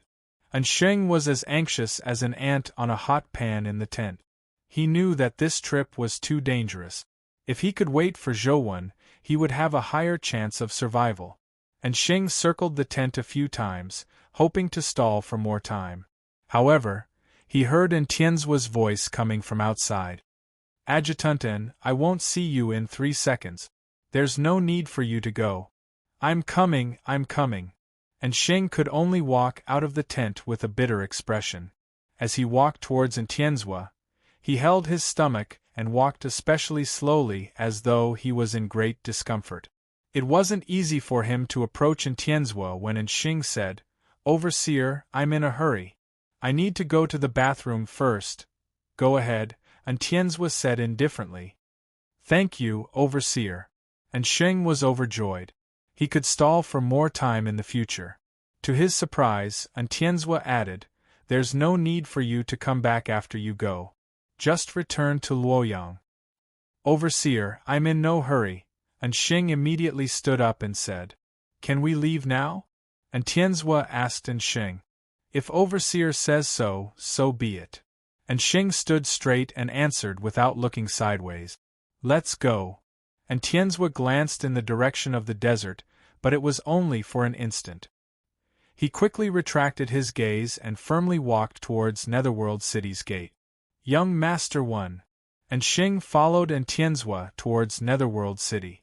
When he was about to reach the gate, he looked back and was immediately overjoyed. Chapter 1178. And Tianzhua and company turned around and traced Xing's gaze. Indeed, they saw Zhou walking over from the desert with Yer in his arms. Beside him was a cheeky Li Xian. On the other side was a white antelope and a flying golden eagle. I finally made it in time. And Xing heaved a sigh of relief. Zhou quickly walked over. Although he and Tianzhua didn't like each other, they had the same stance when it came to saving Ouyanglan. Why did you bring Yer here? Don't you know how dangerous this place is? And Tianzhua said with a frown when he saw Zhou carrying Yer over. She's safest by my side, Zhou answered. Their gazes met in the air. And Xing had an illusion that there were sparks flashing where their gazes met. If anything happens to Yer, I won't spare you easily. Let's go, and Tianzhua said coldly as he turned to walk towards Netherworld City. Everyone followed Tianzhua into Netherworld City's entrance. And Xing waved his hand at Zhou behind Tianzhua, indicating for him to follow quickly. Zhou and Li Xian exchanged looks and walked towards Netherworld City together. Although Zhou had already been to Netherworld City once and had passed it countless times in-game, he was still a little nervous when he came here again. City Lord Netherworld, who could toy with a dead person, had left a deep impression on him. Even though he now had the strength of a Terra-grade expert, he still found City Lord Netherworld extremely terrifying when he thought back to it. The moment he entered Netherworld City's gate, his body seemed to transmigrate through space-time. When he took a solid step, he was already standing on Netherworld City's long street. And Tianzhua and company were nearby. The antelope and chick stood on a stone slab each. There was a number on the stone slab under everyone's feet. As no one had moved, all the numbers were 365. Even the antelope and chick were no exception. Due to the taboo power of Netherworld City, no one could use companion beasts. They could only rely on the essence energy arts and essence energy skills they cultivated. If there was a guardian, they could also use the guardian's powers. This was something that had been tested previously. Most of the officers under Entienzua had advanced to the mythical stage through mythical fluid. Only 2 officers had contracted guardians and were wearing guardian armor. One of them was Njingyu. Ah Shing, Entienzua said as he sized up the torture chamber beside him. Understood. And Xing responded as a strange glow suffused his body. A halo spread out from his feet, forming a halo with a radius of about 2 meters with him as the center. And Tianzua and company walked towards the halo formed by Nsheng. When they were outside the halo, the numbers beneath their feet would change with every stone slab they passed. However, when they entered Nsheng's halo, the numbers beneath their feet didn't change at all. Zhouwen looked at Nsheng in surprise. This ability was clearly somewhat similar to his heaven-opening scripture of the highest elder. They were both abilities that could restrain taboo powers. However, Nsheng's ability was regional. It was likely some kind of halo. Seeing the surprise on Zhouwen's face, Nsheng smiled and said, "This is my Wheel of Destiny ability. It can temporarily shield Netherworld City's taboo power. Young Master One, come over too." Zhouwen held Yur's hand and walked over with Li Xian and company. The chick and antelope also walked into the halo. Within Nsheng's halo, not only would the numbers beneath their feet not change, but they also wouldn't trigger the punishment ghosts in Netherworld City. As long as they were within the halo, they could walk freely. Everyone arrived in front of the first torture chamber. It hadn't opened yet. Nsheng looked at Ntienzua before looking at Zhouwen and said, "Time is limited. It's impossible for us to try the punishment twice. Who will bear the punishment here?" "Naturally me," Lu Bushun said as he shifted his fat body. "Let me do it," Li Xian said. "Division Commander Lu's body has unlimited regeneration." "Let him do it," Ntienzua said. "It's best to let Li Xian do it. The powers of these torture chambers are very special. Just regeneration alone might not be able to make it to the end." Zhouwen had suffered quite a number of punishments, so he naturally knew how powerful they were. It wasn't something that could be done just by having a strong self-healing ability. Otherwise, he wouldn't have specially sought Li Xian. "Young Master One, I know you are an extraordinary figure. My strength can't compare to yours, but in terms of self-healing, I'm afraid no one would dare to claim first place if I, Fatty Lu, claimed to be second," Lu Bushun said with narrowed eyes. "In that case, let's split up," Zhouwen said as he looked at Ntienzua. And Xing said, "Jing, you can only accelerate time on one person. I'm afraid he won't be able to split his attention. Just do your own thing. Don't worry about us. We don't need to accelerate time," Zhouwen said after some thought. "If we don't accelerate time, I'm afraid we won't make it in time, right? It's said to be 24 hours, but the torture chamber only opens once every hour. In fact, there are only 12 hours. It's impossible to withstand 239 punishments in 12 hours at normal speed," Nsheng said. "I have my ways." Zhouwen didn't explain further. "Let him be," Ntienzua said indifferently. When it was time, the torture chamber was indeed opened. Li Xian and Lu Bushun walked towards the first torture chamber at the same time.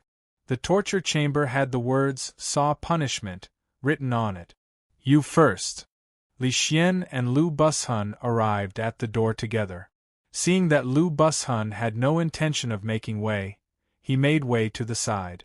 Lu Bushun didn't stand on ceremony and directly entered the torture chamber. There was a hacksaw in the torture chamber. As soon as he entered, his body was chained to a piece of wood. The hacksaw descended and his body was about to be sawed into two. Lu Bushun's expression didn't change. The saw pulled back and forth, sawing open his stomach, revealing snow-white fat. However, after the saw went down, his flesh and blood automatically healed at an unbelievable speed. The saw sawed back and forth from his body. It should have sawed his body into two, but after the saw passed, his body completely healed without any injuries. What a powerful self-healing ability! Even Zhou Wen was somewhat surprised by Lu Bushan's self-healing ability. After Lu Bushun came out, he gave Li Xian a provocative look. Li Xian was amused as he greeted Lu Bushun in a friendly manner. "Your self-healing ability isn't bad. It's all right." Seeing that Li Xian had said so, Lu Bushun didn't provoke him any further. "There's not much time left. Continue." And Tianzhua didn't wish to waste a single second, so he got Lu Bushun to continue heading to the next torture chamber. Li Xian walked into the torture chamber and with a flash, he was also tied to a piece of wood. The hacksaw also fell.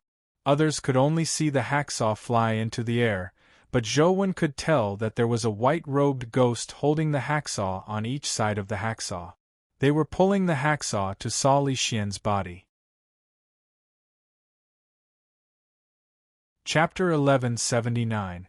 On Tianzhua's side, many people cast their gazes over. They also wanted to know if Zhou Wen and Li Xian could really handle the sawing torture. After all, this kind of torture that could cut a person in half was not something that a normal self-healing ability could withstand. Furthermore, they wanted to know how Zhou Wen and company would resolve the lack of time. After all, Jingyu had used the Guardian's time ability to speed up the saw's speed, allowing it to end so quickly. Otherwise, the saw's speed wasn't fast. If it slowly sawed down, the punishment would probably take 10 minutes to end. "Ah, it hurts." Just as the saw touched Li Xian's body and tore through his skin, Li Xian shouted, "Ah! Ah! Ah!" Every time the saw sawed down, Li Xian would scream. He was as miserable as a young lady who had been raped. Those officers couldn't help but frown. Although they also knew that this torture must be very painful, didn't Lu Bushun endure it all the same? He didn't even make a sound. Crying like this really wasn't manly at all. As Li Xian didn't enter the military and instead traveled around, spending most of his time in the South District, they didn't know much about him. All they knew was that he was the third young master of Luoyang's Li family, Zhou Wen's good friend and classmate. When Zhou Wen saw how miserable Li Xian was, he comforted him. "Li Xian, bear with it. It'll be fine in a while. I'll get them to cut faster so that you won't be in pain for so long." When Jingyu and company heard Zhou Wen's words, they found his words odd. What did he mean by asking them to saw faster? Could this kind of thing still be discussed? They originally imagined that Zhou Wen was only joking, probably using an ability similar to time acceleration or an ability with similar functions. To everyone's surprise, Zhou Wen stood outside the door and shouted into the torture chamber, "Hurry up with the sawing. If that works, then why are we still here?" And Jingyu muttered. He didn't believe that it would work. However, as soon as Zhou Wen said that, the hacksaw that was pulling back and forth suddenly became like a chainsaw that was plugged in. Its speed suddenly increased. However, the hacksaw quickly pulled back and forth, but it couldn't go down no matter how hard it tried. It kept sawing at Li Xian's waist, staining it with a lot of blood. It looked terrifying, but the hacksaw refused to go down. Li Xian cried out even more miserably. However, his body's self-healing ability was in no way inferior to Lu Bushan's. By the time the hacksaw stopped, he had already healed himself and passed the stage. "It really King hurts. It's killing me. Old Zhou, you have to give me more money." Li Xian walked out with a grimace. And Jingyu and company looked at Zhou Wen and Li Xian in a daze with odd expressions. This kind of thing can really be discussed? And Jingyu wore a look of puzzlement as he couldn't help but look at the second torture chamber. He was somewhat hesitant about trying Zhou Wen's method. The second torture chamber was the oil pot torture. There was a big pot in the torture chamber, and the oil inside was already boiling. If a person were to enter it, they would be fried in an instant. Lu Bushun had already been thrown in. His fat was sizzling from the frying. It had already turned golden and emitted a fragrance. This punishment would last for at least 10 minutes. And Tianzhua and company definitely couldn't wait that long, so they needed Jingyu to use time acceleration to make the 10 minutes pass quickly. However, Jingyu was a little suspicious. Could he negotiate with the oil pot in the torture chamber to make it explode faster?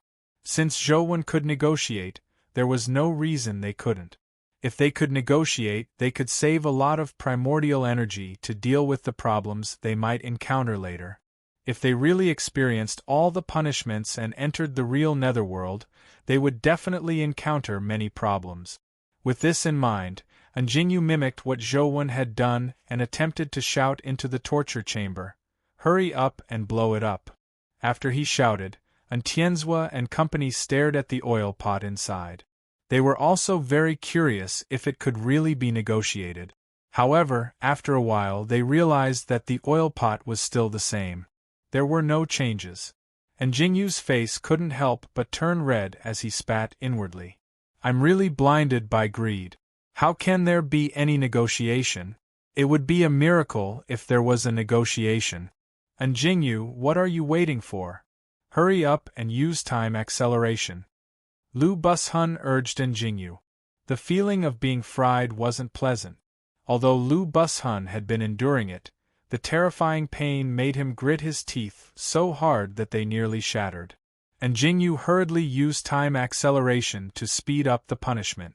After 2 minutes, the oil pot punishment was completed and Lu Bushun was teleported out of the oil pot. His golden skin and flesh had already recovered, but his forehead was covered in cold sweat.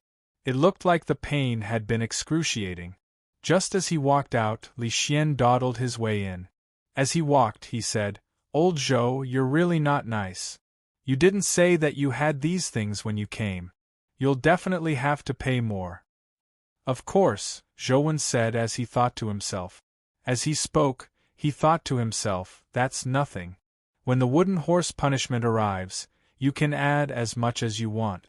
When Li Xian entered the torture chamber, an invisible force immediately lifted his body and threw him into the boiling oil pot. Ah! Oil splattered everywhere as Li Xian cried out tragically. However, after a while, Jingyu and company realized that Li Xian's body hadn't been fried golden by the oil pot.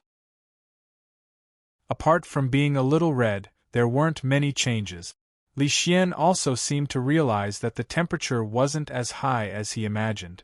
Therefore, he quietened down and leaned his back against the oil pot. He placed his hands on the edge of the pot as though he was taking a bath in a bathtub. Lu Bushun stared blankly. One had to know that the punishment here ignored defensive skills. He could only rely on his body to withstand it. After all, he had a mythical body formed from mythical fluid. Furthermore, his body was especially strong, but he couldn't withstand the frying and was nearly fried into crispy pork. As for Li Xian, he was actually taking a bath in it. How strong is this fellow's body of flesh and blood? And Jingyu and company were secretly alarmed. "Old Zhou, get them to add more fire," Li Xian shouted at Zhou from inside. He wasn't trying to show off, but he wanted to use the oil pot punishment to temper his body. The more his body endured, the stronger it would become. "Add some fire," Zhou shouted into the room. "If this works, I might as well just go home," Jingyu thought to himself. However, with Zhou words, the flames under the pot suddenly surged, almost enveloping the entire pot of oil. The temperature in the pot rose rapidly, and Jingyu's eyes nearly popped out. The other officers were also dumbfounded. Chapter 1180. "Hurry up," Zhou continued. Time was limited, so there was no time for Li Xian to slowly temper his body. In the eyes of an ordinary person, the oil pot punishment seemed to obey Zhou orders as time sped up. However, Ansheng was born different. He could see some ethereal creatures. He could see the white-robed ghosts that were carrying out the punishment. When he first saw them, They were only slowly adding firewood to the bottom of the pot that ordinary humans couldn't see. However, when they saw Zhou, the two white-robed ghosts immediately trembled in fear. With Zhou's orders, they quickly added firewood to the bottom of the pot. It was the same in the torture chamber. This left Xing very surprised, unsure how Zhou had done it. Waiting for young Master One to come was indeed the right decision. With him and Li Xian around, the chances of safely saving Madame Lan will be much higher. I hope Madame Lan and the rest can last until we arrive, and Xing thought to himself. A minute later, Li Xian, who had completed the oil pot punishment, came out. As Jingyu and Lu Bushun were attracted by him, Lu Bushun hadn't entered the third torture chamber. If you aren't going in, I'll be going in first. Li Xian smiled at Lu Bushun before entering the third torture chamber, the nail chamber. There were 108-foot-long nails in the nail chamber. One had to nail all the nails into the body to complete the punishment. After Li Xian entered, his body was immediately restrained to the wall with his limbs stretched out. Then, a nail flew towards his left hand. On the other side, a hammer smashed the back of the nail, smashing it into Li Xian's palm and penetrating it. Ah! Li Xian let out a tragic cry and couldn't help but curse. It really King hurts. Bear with it. It'll be over soon. As Zhou consoled him, he told the ghosts to hurry up. One nail after another flew up as the hammer swung continuously, quickly nailing into Li Xian's body. It was so painful that Li Xian couldn't stop screaming. In just a minute, all 108 nails were nailed into Li Xian's body. One of them was nailed into his tiny tail, causing Li Xian's face to turn green from the pain. Thankfully, although he cried out tragically, his injuries didn't look serious. After he came out, the injuries on his body automatically healed. There were no signs of him being injured. Zhou couldn't help but feel envious. Although he had a certain level of self-healing, he was far inferior to Li Xian. With no time to be in a daze, Zhou and Li Xian continued heading for the next torture chamber. Overseer, should we continue? Xing asked carefully. Zhou and Li Xian were faster than them. If they could survive all the punishments, there was naturally no need for Lu Bushun and company to continue. And Tianzhua looked at Lu Bushun, but before he could say anything, Lu Bushun made a request. Overseer, although Li Xian's self-healing ability is strong, it might not be stronger than mine. Furthermore, it's hard to say if he can withstand all the punishment in his current state. If he fails, we won't have time to restart. Please let me continue. After saying that, Lu Bushun looked at Li Xian's back, his eyes filled with determination. All right, let's continue then. And Tianzhua nodded slightly. Overseer, don't worry. Bushun definitely won't embarrass the Sunset Army. With that said, Lu Bushun strode towards the nail house. Li Xian and Lu Bushun were tortured at the same time, experiencing the torture in the torture chamber. Their self-healing abilities were terrifyingly strong. Others would have a slim chance of survival after experiencing torture, but they had tried it again and again, and their bodies did not suffer too much damage. The only difference was that Li Xian would scream every time, while Lu Bushun endured it from beginning to end. No matter how painful the punishment was, he didn't make a sound. Everyone watched as they walked down one torture chamber after another. By the time the torture chamber closed, the two of them had experienced 20 to 30 types of punishment. However, every time they came out, their injuries were almost healed.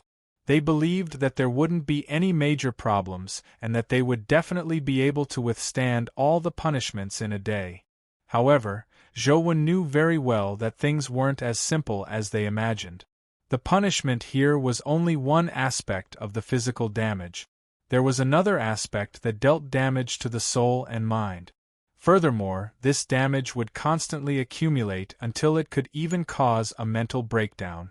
Li Xian and Lu Bushun's physical recovery abilities weren't a problem, but it was still a question if they could last until the end. However, Zhou was still very confident in Li Xian. Although this fellow didn't look serious on the surface, his perseverance was far beyond the average person's. Back then, Li Xian had been able to hold back from killing Li Mabai despite his extreme rage. To be able to do that under such circumstances, Zhou Wen believed that he could survive. As the torture chamber would only open again after an hour, Zhou Wen and company stood on the long street to rest. When Zhou Wen rested, his eyes inadvertently glanced at the torture chamber at the back. It was the torture chamber for the wooden horse punishment. According to the current progress, Li Xian would likely enter that room in the next hour. Old Zhou, I've sacrificed so much this time. Shouldn't you do something for me? Li Xian said to Zhou Wen. What do you mean? Zhou Wen asked. I don't lack anything else. I just lack a useful companion beast. My requirements aren't high either. Just get me any Terra-grade companion beast. Li Xian was actually joking. He didn't take it seriously. Sure, Zhou Wen agreed immediately. Are you serious?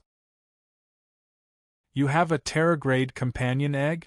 Li Xian was slightly taken aback before he laughed, imagining that Zhou Wen was joking with him. A Terra-grade companion egg wasn't something that could be obtained easily.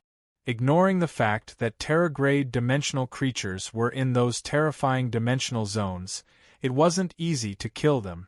Even if they could be killed, a companion egg might not drop. Then don't bother about it. I'll definitely get you a Terra-grade companion beast. However, let's make it clear. You have to help me finish this trip to Netherworld City, Zhou Wen said. Why? Don't you have confidence in me? Why are you using this method to encourage me? Li Xian said unhappily. Just tell me if you can finish it. Zhou Wen knew that as long as Li Xian could finish it, he would definitely help him finish it. He only wanted to take this opportunity to give Li Xian a companion beast. Definitely not a problem, Li Xian said confidently. Lu Bushun and company didn't believe his words. Li Xian's tragic cry was still echoing in their ears. All right, give me your hand, Zhou Wen said.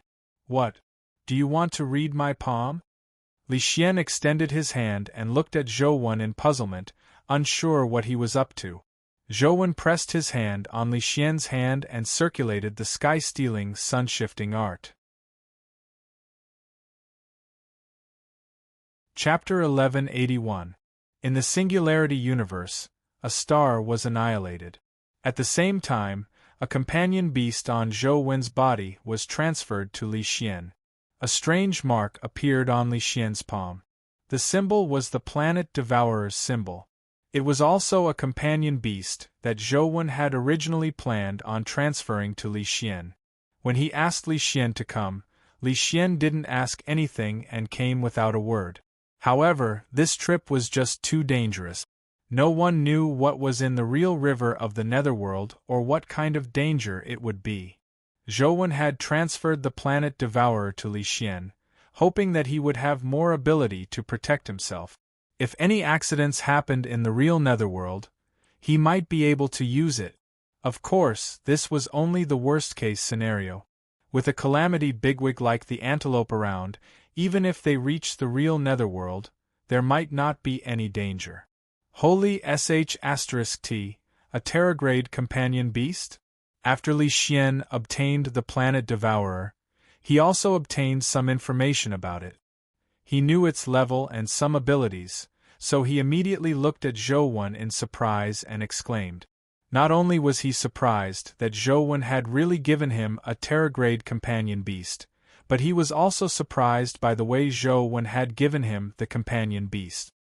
He had directly transferred an incubated companion beast to him. He had never heard of such an ability.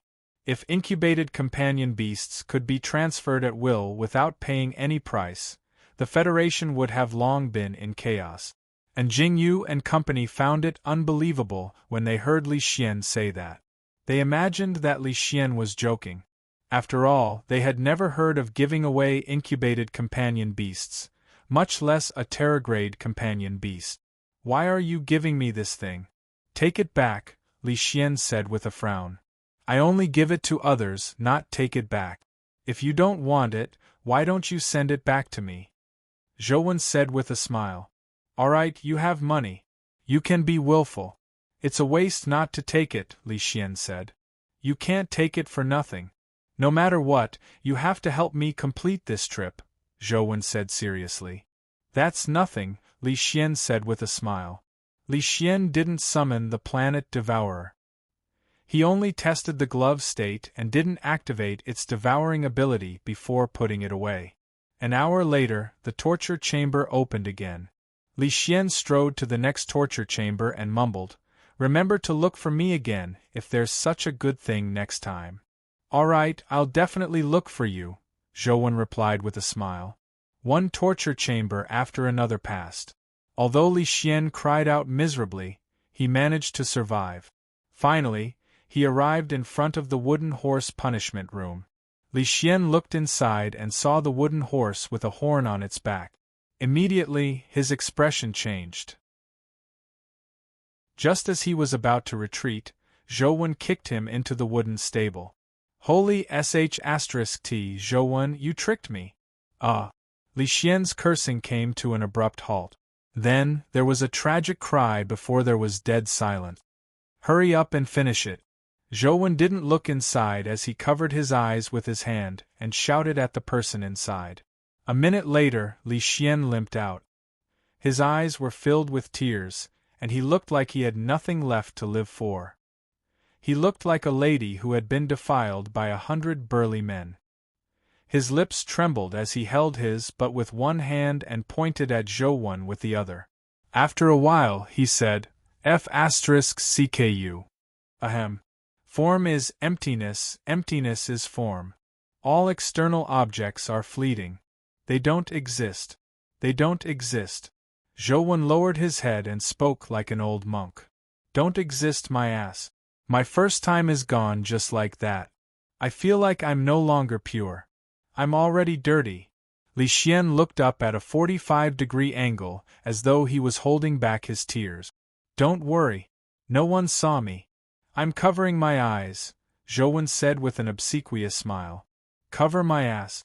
The gap between your fingers is bigger than a canyon, Li Xian said angrily. Ahem, can't you heal yourself? It's fine. I'm fine now.